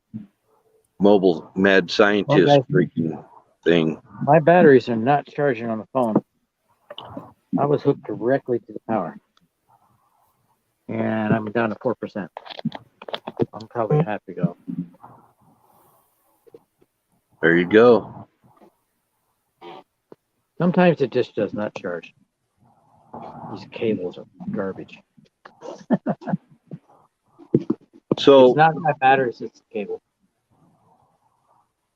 so I could rig up a dipole on the unit, maybe be able to crank it up like have a big ass full half wave antenna, about a half wave. If you just want to receive, you can do anything. You can run a wire. I don't want to just receive. I want to transmit. Okay. So you'll have to have more direction. I might even set it up to run military radio on. HF? Because I've been looking at old surplus military radios. Like ham? Well, it'll run ham. The radio that I know about, that I'm familiar with, it'll run ham. It's a variable frequency, runs single sideband, got a clarifier, the whole thing. Can do whatever I want. If you're talking about what I'm thinking you are, I worked on those. So did I. Me too. Sure did. It had a 500 watt amp hooked up to it. My job was troubleshooting them. I was maintainer. I didn't maintain them. I just troubleshoot them. 31 Victor. That was part of my job. 31 Victor was my MOS. My primary. That was my primary MOS. Oh, you weren't Air Force. I'm Army. Oh, Okay. Don's I was Navy. Yeah. E151, something like that. I can't remember what it is. Don, did you get into comms or anything while you were in the Navy? So I've been an amateur radio operator since I was 9 years old. Holy moly. Whoa. Yeah. When I got my license in 1970, I was the youngest kid in the state. I wasn't Forget it. thinking about radio. State of Virginia. Actually, I made a radio at that time. Excuse me? I made a radio when I was Okay. back in the 70s. I learned what amateur radio was early, and fell in love with it and got my ticket early. I understood. I got my novice when I could hammer out 5 words a minute of fucking code. I But got Don, my technician when I could do 13 words. I once they came out with the general, I just jumped on the general, did the test, and my code automatically moved over. So I'm automatically. You're So a I'm little general. ahead of me on that. Yeah, but did you do naval radio, or what'd you do? Just run a Mars station or what? Just the Mars station stuff, actually. Just the Mars. I wasn't like a radioman. I was an EW, so I did electronic warfare. Right on. You know, a lot of ECM, ECCM, high power jamming, signal reception, We MCON did that stuff. Mars for the Scouts. High power jamming. Holy crap. Yeah, our ANULQ 6, I believe, had a 6 megawatts of fucking burn through. Wow. Charge. So I could crank those fucking TWTs up, baby, and really line up on some fire control radars. Wow. Fire control radars are really sensitive, so if you get a 6 megawatt burn through fucking directional beam on them, you can just burn the fuckers right up. Yep. We had a 1 year for National Guard. We had a relay set up at Mount Hood. We were talking Saudi Arabia. Oh yeah. I believe it. We had the engineering net, which was our Charlie HF. 53. We also had the Propo. So Don, you don't even need a sat phone, right? I don't even need a sat phone. You can do phone on HF. Listen, there's places where you listen. If I was doing a fucking expedition to the Antarctic and I was like the only comms guy and wanted to probably not die, then I would probably have a sat phone and an EPIRB and many other fucking secure electronics. Believe me. True. But in my day-to-day, probably won't see the need for a sat phone. No. I would definitely have HF in that situation. I can do long range. I can do low frequency FM, AM, single sideband through the amateur bands on 80 meters, 40 meters, 20 meters, 10 meters, 15 meters, all of the meters. We ran data on some sideband. What I want to do is just that. I want to run data across all of that low frequency stuff. Oh yeah. I want to run data across low frequency and do slow scan TV. Go ahead. Oh yeah. Oh yeah. I know exactly what you're talking about. I had that's what I was kind of digging to find out if you knew about that, because I had a friend that was in the Merchant Marines, and his wife, she would get on the radio, and he had this grid array in his backyard. It was a grid. I mean, it was about a couple of feet off the ground, and it was, I mean, his backyard looked like freaking HARP. You know? Yeah, seriously. And she could talk to him. In fact, he showed me. He went and contacted a ship in Japan with this unit that he had, and it was on a Commodore computer, which he eventually gave me. His old Commodore computer had no hard drive in it. That's what I learned my Morse code on. But it was kind of like packet radio in a way. He just typed it in there and it'd send the signals, and he could talk ship to ship just on a computer screen. We had it is, and that's absolutely awesome. And that's, I want to get in and start digging around and doing some of that. Low frequency data, which means the long range shit. It's not exactly high speed, but you can pass internet across that. Yes. So, you can bypass the internet even. You don't even need to use Google. You don't need to use the what the hell do you call it?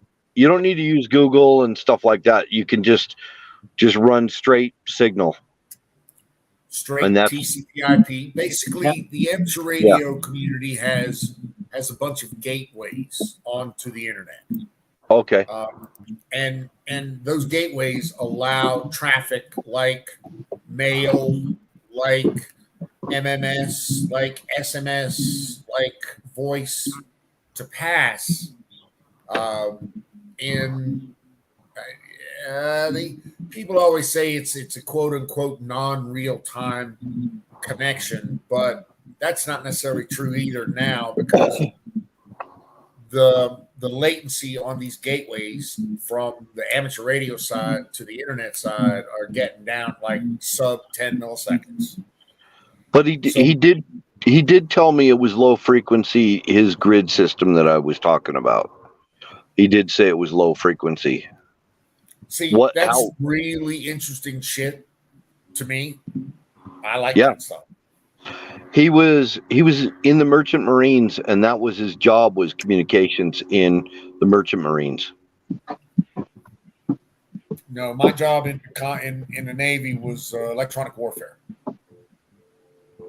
I know. We had this one satellite system, 4 squares. We mounted them together, and we just point them in the general direction of the satellite. We didn't have to have it exactly pointed at the satellite, and we did all our communications over that. And all at the same time, and it was a sweet system. You could put it in your backpack. Yeah. I just hope you guys use your skills for the betterment of mankind.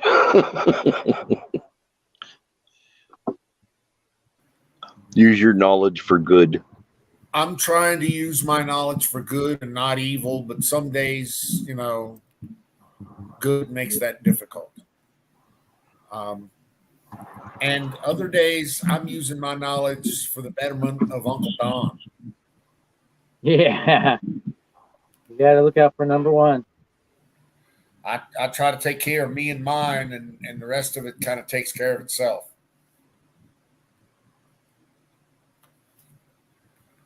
Well, that's one way to look at it, I guess. Now, guys, I'm going to call it a night. All righty, sir. It's been fun talk. I wish I could stick around. I think I'm going to slip off of here my damn self for a few minutes. Damn. You guys have a good night. We're just You getting also, started Mr. here. Curious. See you, Battery. Have a good night. See you, Battery. Hey, they did make a nuke battery. The I size know of they a doubling.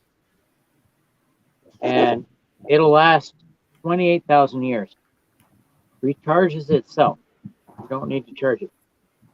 But it's low power output. Yeah. They used them.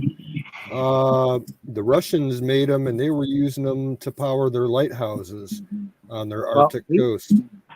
We have up in, I think, Nome, Alaska, a runway powered by spent uranium. Yeah. Similar technology. When we built the underground base up in Greenland back in the 60s, they had one that they used to power their whole facility there. Well, the story I'm talking about in Auburn, Canada. So it was published. Yeah, same with I'm not disclosing any top secret material. Yeah, well, that's good. I wanted to make sure everybody knew. No, we're all careful about it. Well, you don't have a clearance anyway, so that's not going to affect anything. I still haven't lost my clearance. Well, mine's no, you don't. When you get out, you don't ever get it taken away, unless you're a enemy of the state. True, yeah. Should hope so. Did Hillary lose hers? Read 30,000 emails. Let's not get it. I love this tech talk, but I wish I could stick around. All right. See you, Battery. Have a good night. Yeah, you too. Peace out.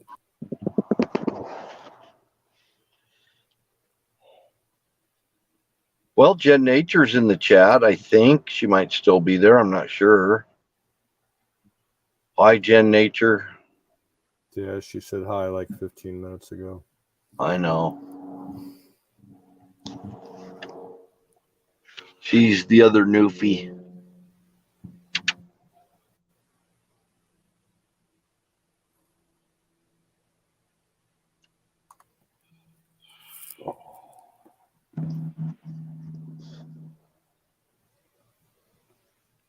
Fire in the bowl. Fire in the bowl. Where's the goat? Where's Goat's the retired. screen? He's Huh? retired. He's retired? Yeah. Put him out the pasture. I didn't know goats can really do that noise. I thought you were joking around, and then I found a video with a freaking goat screaming. Yep.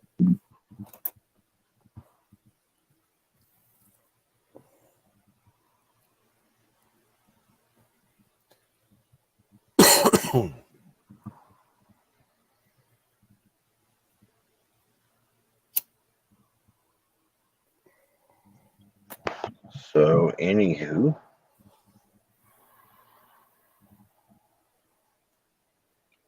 No, we don't need radioisotope thermoelectric generators. Oh, it's interesting, Tuck. I know. That's kind of what they were aiming for when they developed it, because there was always that vision of having, independent nuclear powered homes, across the country. They would be using that kind of tech, but it was just too expensive. I'm wondering when we're going to learn how to harness the Earth's own electromagnetism as energy. Mm-hmm. That I would like to know about. There was that became popular when Ayn Rand wrote Atlas Shrugged. Yeah. Back in the 30s or the 40s or whatever it was. They called them GALT generators. And Really? They basically used the static. They weren't using the electromagnetic field of the Earth per se. They built a generator that drew in and was powered by the static electricity in the atmosphere. Okay. And it was, the key to it had to do with sound waves to modulate it. It kind of ties into the whole the hydrogen generators for electric, especially with that one movie. It was all based on sound frequencies. Was the key to it. So nobody got anywhere with it though? Not to my knowledge, no. I'm trying to remember who Ayn Rand was because that's so familiar. A very conservative writer. She left Russia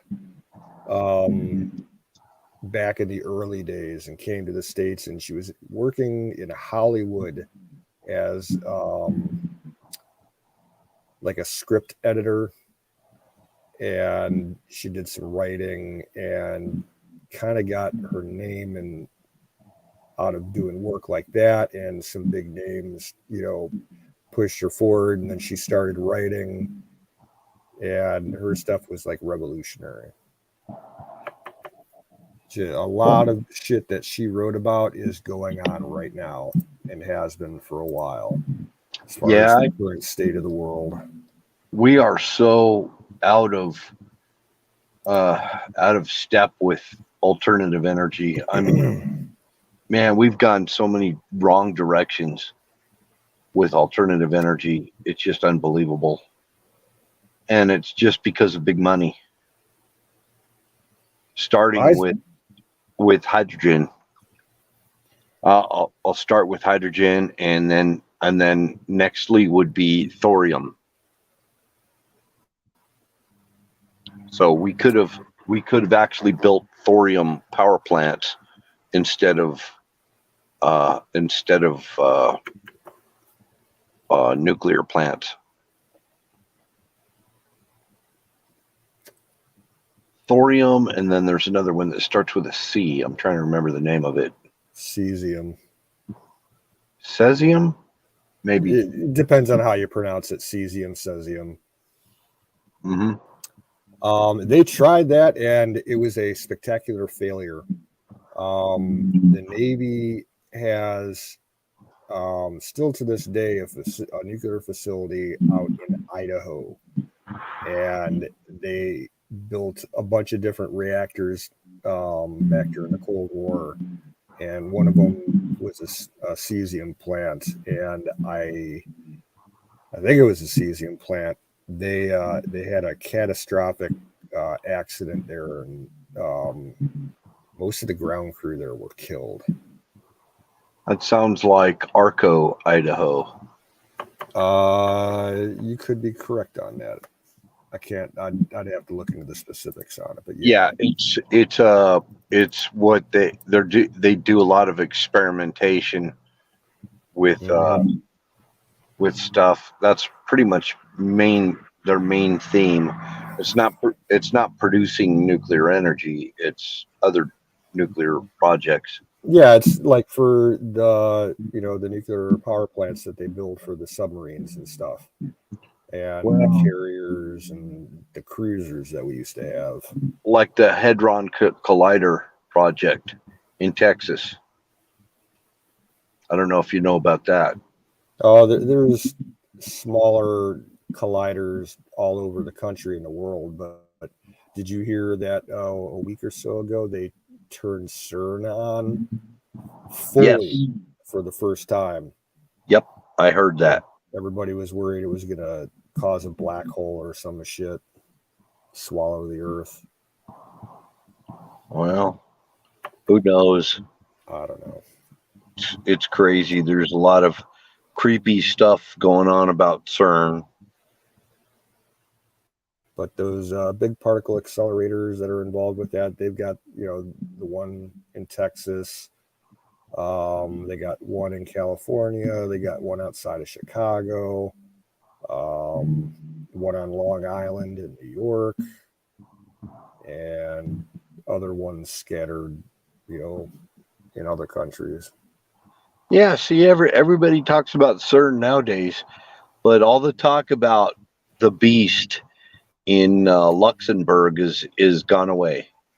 Nobody talks about the big supercomputer called the Beast. I never heard that one.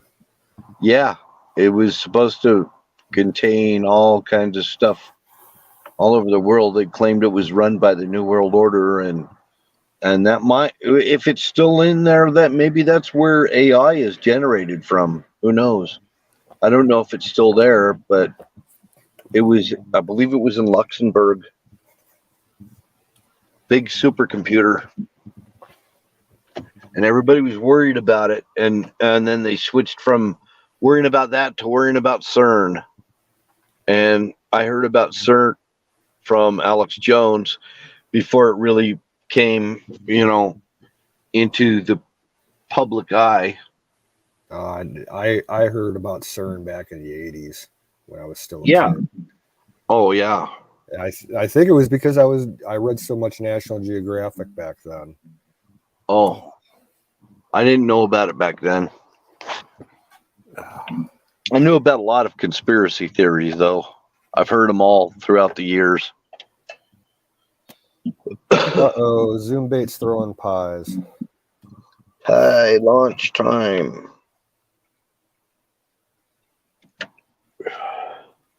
One of these days, I'm going to send a drone to intercept the pies. What's going to happen is he's actually going to cause the pie famine. He's launching so many pies that all the pies will all be used up for the pie fights that he starts. Yeah. and then we'll all be screwed. There won't be any pies. Big pie famine coming. I was saying last week that he's throwing so many pies all over the place that the FAA is starting to get worried because they keep finding these, small blips on the radars coming out of, North or South Carolina, going across the country and over to Europe and shit. Like, what the hell is that? Mm-hmm. Oh.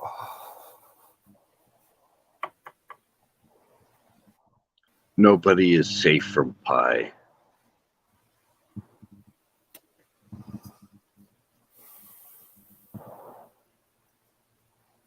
South Carolina pies. That sounds like I'm you just should be really throwing- scared. If it's South Carolina, I hope it's Pecan pie. Oh yeah. Yeah. Yeah, but what if he starts launching frozen pies? Then what? Get hit in the head, and True, yeah. it like decapitate you when it hits. I wouldn't mind getting hit with like a frozen lemon meringue pie or a key lime pie. But a rock solid frozen pie? No. I'd catch it. Hey, Hawk, what's happening? Fire in the bowl. Okay. Man, I usually don't do this, but late I've been kind of holding off on smoking fresh green and just burning through roaches and shit lately, and I tore open a roach tonight and stuffed my bowl completely with it. And I probably won't finish it for like probably another 2 or 3 days.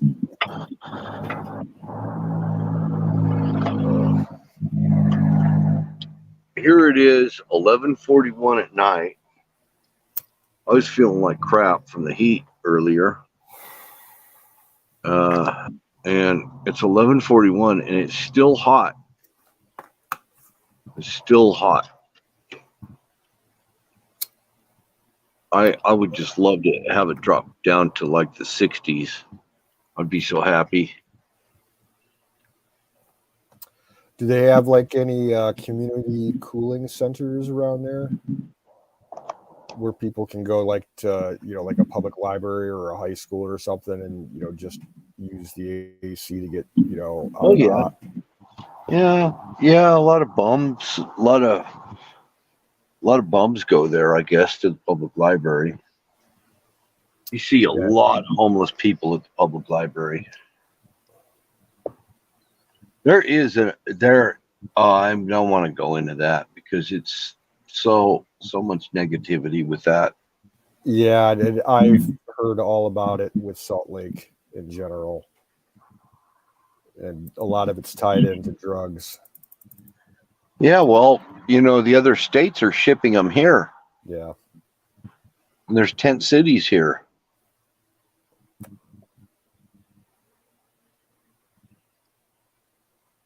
And the shelters are just, they closed some shelters, so they're just on the street.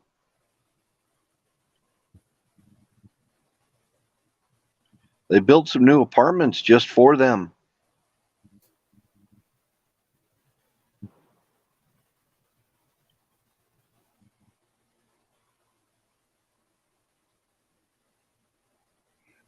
How do we hack vending machines? Zoom brought that up. Well, the new ones are all smart vending machines, so they're hackable. Oh. Yeah. Like it as far as using all that, Internet of Things, smart appliance shit, it makes sense for the vending machine companies to incorporate that, because then they don't have to send out a truck if they don't need to. The machine will automatically inventory itself, and it'll send out, a notification to headquarters that it needs to be refilled, shit like that. Oh, okay. So they don't have to have some little guy running around checking them all. Yeah. Huh. Yeah, they started bringing those out. I remember the last time I was in downtown Cleveland, I saw some. It was about maybe 5 years ago. Yeah. Yeah, like they had like the ones that I saw. There were a few in the airport. There were a few in the light railway system that we have, and then around some of the big stadiums that we have here for the pro sports teams. And they're kind of spooky because they have like a big video monitor on the front of it, and some of them are actually touchscreen, but like they also there's like a camera function in there, and they can program that machine to show different images and display different products based on your what the camera sees your ethnicity. So like, you know, they target white people, then they'll target black people, then they'll target Hispanic people with advertisements and shit. Yeah, that's shit's kind of spooky. It is.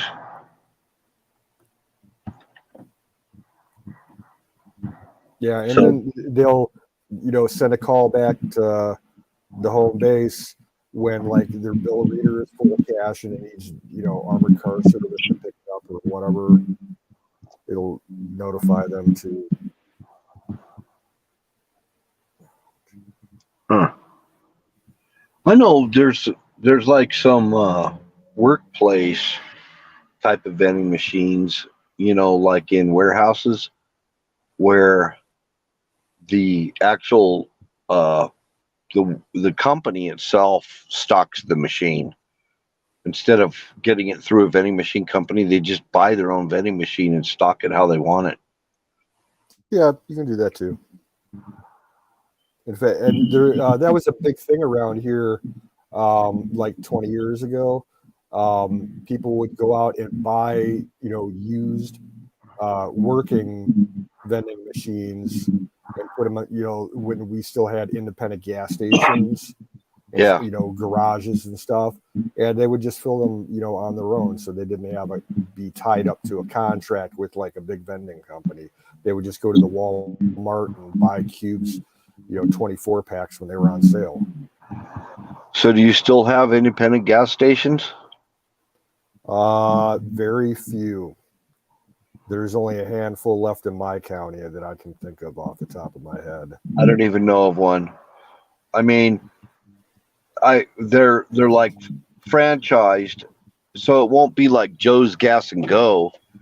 It'll be something more like it'll say Chevron and it's Johnny's Quick Mart, but it'll be a Chevron or something. I see stuff like that. Yeah, it's like around here you'll have like they call it North Star. It's like a convenient chain. Yeah. And they're tied in with BP. So, you know, and then, or they'll be tied in with Valero, shit like that. Yeah, we have BP here too. There's usually no attendant at them. The ones we have around here, they're like fleet fuel type of places where. Gotcha. Yeah. I think legally all gas stations in Ohio have to be attended because of the safety hazards involving fuel and shit like that. Yeah. There's a really cool place. It's a refinery over here that I go to get non-ethanol gasoline. And that's what I use in my mower. And when I get my motorcycle going again, that's what I'm going to use in that too, because it won't screw up your carbs and stuff. If you leave that fuel sitting in a gas tank, it'll ruin your whole fuel system. You got to take everything apart, put it back together, and that is part of the reason why my motorcycle is apart. Is because that's exactly what happened. I didn't really understand the ethanol concept, and man, when I got into that carburetor, there's this white crusty stuff all in it and everything, and come to find out it was from ethanol. So I'm not using ethanol anymore on those type of engines, not on small engines. I'll run it in my truck, but I'm not going to run it in my engines, my small stuff. And now you can get non-ethanol, the oil and gas mixture stuff for like weed eaters and all that. You can get that in non-ethanol. It's already pre-mixed. So you don't have to mix the oil and gas. It's convenient. They sell it at Lowe's. It's expensive though.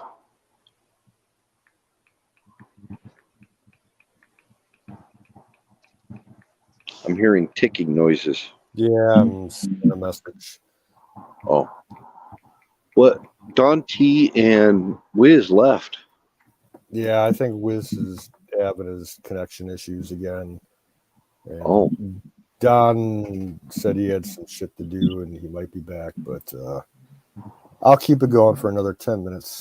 Give him a chance to come back. Top of the hour, I'll shut it down. I think I'm going to mix me up another iced tea. I'm going to make some dinner.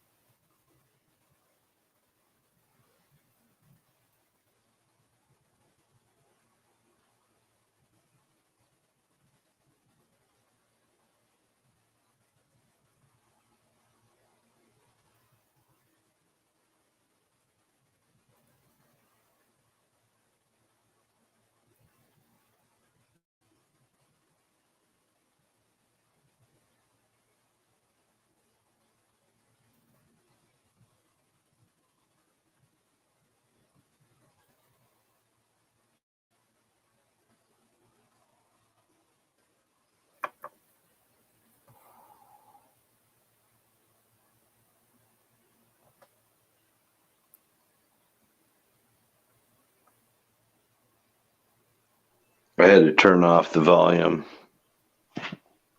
Doggo. Oh my gosh, this dog, she's just got this high-pitched shrieking bark. Yeah, I heard a little bit of it. Yeah. Yeah, she's a border collie and border collie and blue heeler mix. That's an odd match. She's got this high-pitched bark that really it's like nails on a chalkboard. I'm trying to envision what that would look like. Those two breeds, bred together. I can't fathom what the dog looks like. Well, first of all, they're both herding dogs. So she's really, you'll get that a lot of times on ranches and everything where they have working dogs. Mm-hmm. Her tail's been bobbed. She's a little bit smaller than a typical border collie, and she's mostly black. And you know how border collies have turned down ears? Hers are straight up, just like a heeler. So she's black, shaggy. In fact, I kind of got pissed because I don't know how one of her dog hairs got into my freaking ice cube. Animal hair gets in everything, dude. Her hair is so fine, it floats around the house. It just floats around the house, and it winds up in your food and everything else. It lasts forever. Like I still come across cat hair for my dad's old cat that died maybe 8 years ago. Really? Yeah, you'll just walk around and randomly find this bright orange hair. You know, the cat was an orange tiger tabby with long hair. Yeah, so that hair will probably be in the house for as long as this house stands. Oh yeah, I mean my German Shepherd's hair. He used to shed huge. I mean you could see clumps of hair coming out when he was shedding. Yeah. And he would shed these huge clumps, and they were everywhere. And every once in a while we'll pull out like something out of my mom's old garage or something and find a clump of his hair still there years and years later.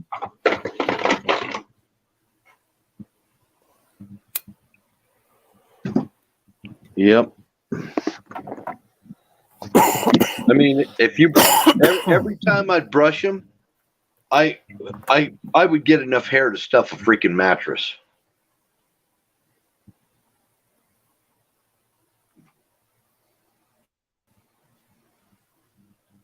And it's funny. There's a lady that owned a weaving shop that she sold weaving looms and that kind of thing.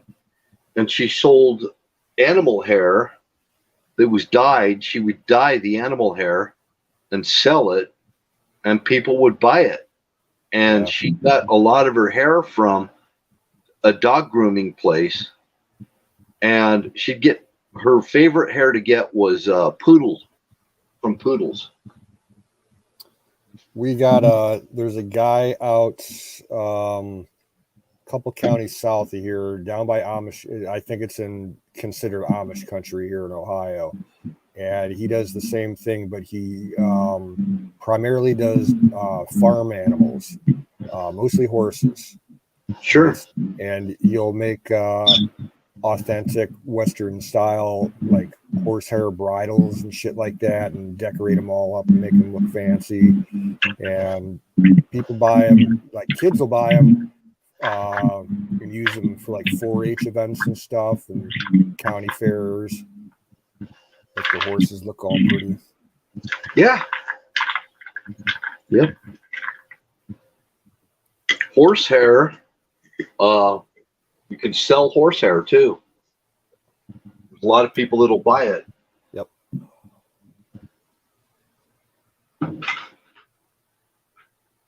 Yep. Because every once in a while you got to trim their tail and their mane and everything. And then you see certain breeds of cattle, have a real shaggy, thick coat. And, every years to the farmers will have them, sheared just like sheep. Typical cattle that I'm thinking of are yaks. There's some yak ranches up in Wyoming and Colorado, and would be yaks, and the other one is Highland cows. Yes, Scottish Highland. Yeah, I was just gonna say that. Yep, they're bred for that. Colonel Shaw's in the house. What's up, dude? Hey, Colonel Shaw. Once again, you catch us near the end. Yep. I'm just getting ready to shut down here in a couple minutes. Because he's probably having his morning coffee, I'm thinking. It's 8 o'clock over there already.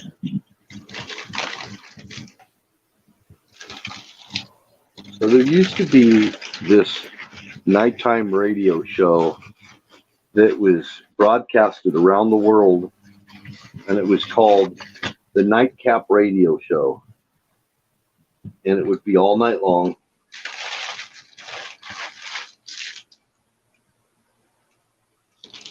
I'll try a bean and cheese burrito. I'm going to have me a little frozen bean and cheese burrito. Nothing wrong with that.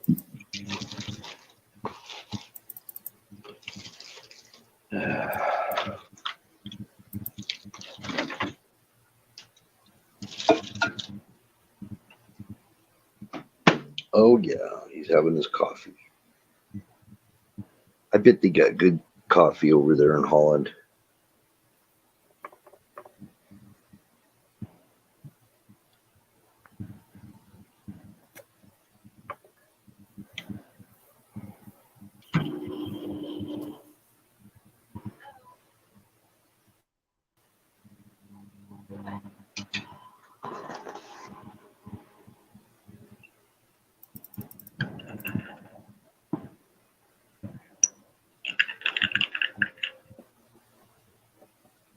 I'm having iced tea. I just mixed me up a batch of iced tea. I'm running low on my tea. I gotta go stock up. This is just that powdered iced tea. I like using just the plain old Lipton tea bags. You know, Yeah, I like that too. I just didn't want to have to brew it and stuff. well, I do cold brew. If I get around to it and find a big enough jar with a lid, I'll do sun tea outside. But I can Yeah. brew in the refrigerator, just cold steep. It works okay. Yeah, I've got a box of the family size tea bags for sun tea. It's pretty good. Yeah, like what I use, I have like an old like 70s style Tupperware drink pitcher that probably holds like maybe 2.5 liters, and I'll fill it up to the brim with cold water and put like about 5 or 6 standard size tea bags in there and let them soak overnight. And then since it's not hot brewed, you can actually reuse those tea bags once or twice. They're going to lose a little bit of strength, but you can still make more fresh tea out of them. Yeah. There's okay, Colonel Shaw. There's I buy bulk.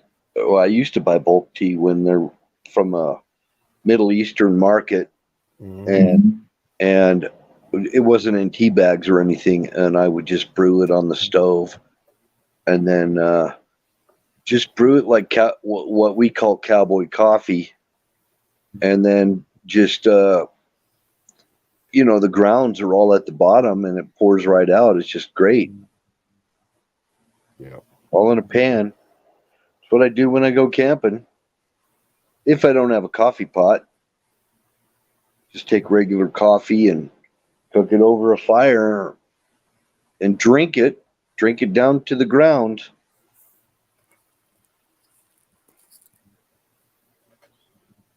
So, he's talking about the Roswell UFO thing.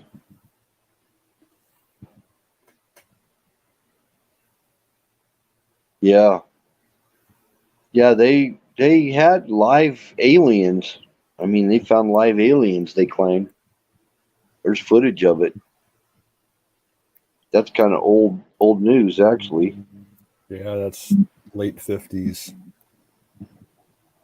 Yeah, the footage it didn't really get released until later, though. And it was scary. You could see these aliens walking around. They didn't look human at all. Yeah, the only reason the mainstream media is pushing that is just to try to distract people from what's really going on over in Holland right now. There we go. Because I know things are pretty disrupted over in Holland. You guys might be the next version of Sri Lanka. Because they're about ready to remove that freaking prime minister. People are wanting to get rid of him. He is so out of touch. I was thinking, Colonel, if he's near any of the places of the protests, how they were using manure spreaders. Like I caught a video where the protesters, they drove the tractors right up in front of like this town's city hall, and it had a manure spreader in the back with a big, powered chute, and it was just spraying liquid manure all over the front of the building and everything. It's like, if Colonel's nearby, he can get some fertilizer for his garden.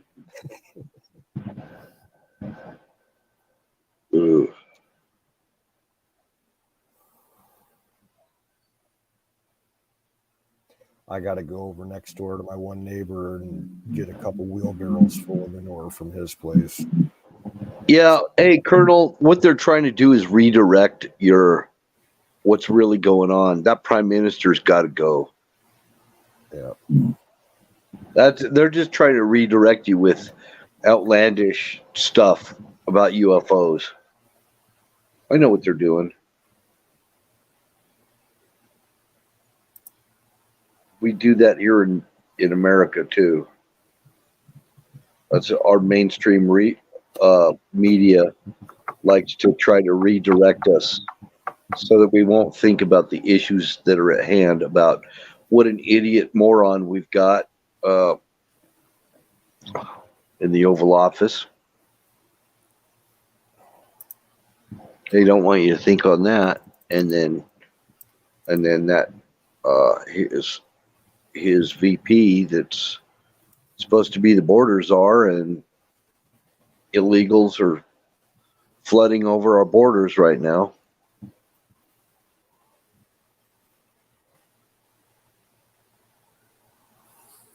I'll shut up.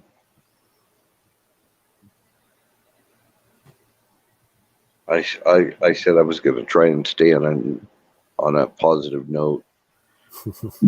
I'm trying so hard.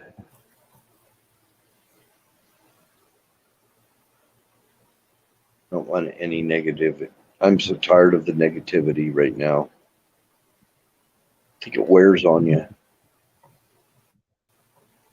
It's like Oddball. Always with the negative waves. Yeah.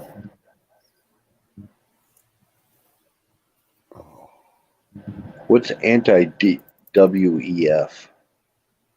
World Economic Forum, I believe. Oh, okay. All right. I didn't know that was the acronym. Yep. Man, I pray to God that you guys can survive this, Colonel. Pray to God that you can survive it. Yeah, it's gonna be here too.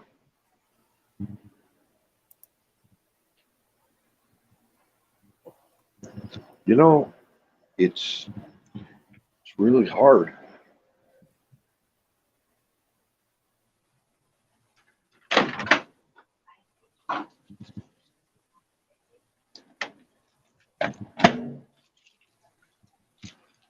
Klaus Schwab.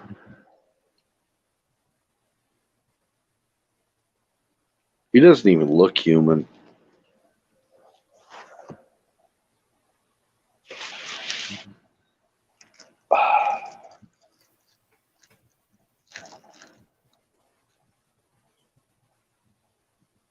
Poland was going nationalist? That's what I thought.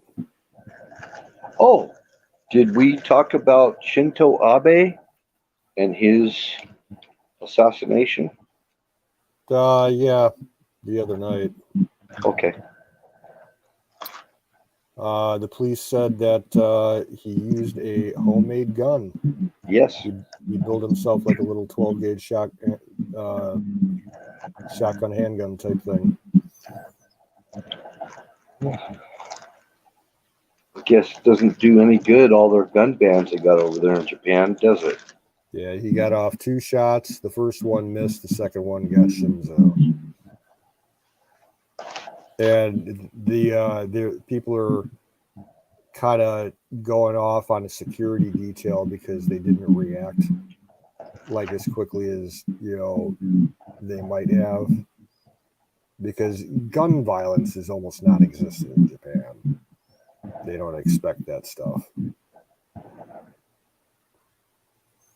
2 pieces of pipe is all it takes. Yeah.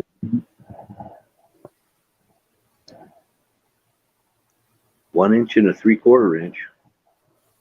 Man, I remember they had those terrorist attacks in the subway in Tokyo years back, like in the late 80s, early 90s. Someone turned out to be, I think, like a Muslim extremist group out of Malaysia or something like that. set off a bunch of sarin gas in the subway network, killed a whole bunch of people. I remember that. You know, it's funny that all these mass, well, not funny, it's terrible, but it's all these mass killings that are going on nowadays are from guns. But back in the 60s, when there were no gun laws, in the 70s, it was usually bombers and hijackers and stuff. Yep.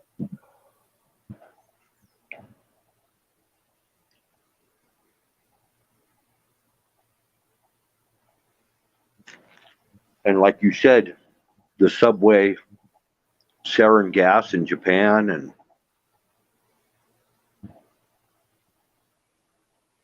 Yeah, like when I was a little kid, I was born in 1980.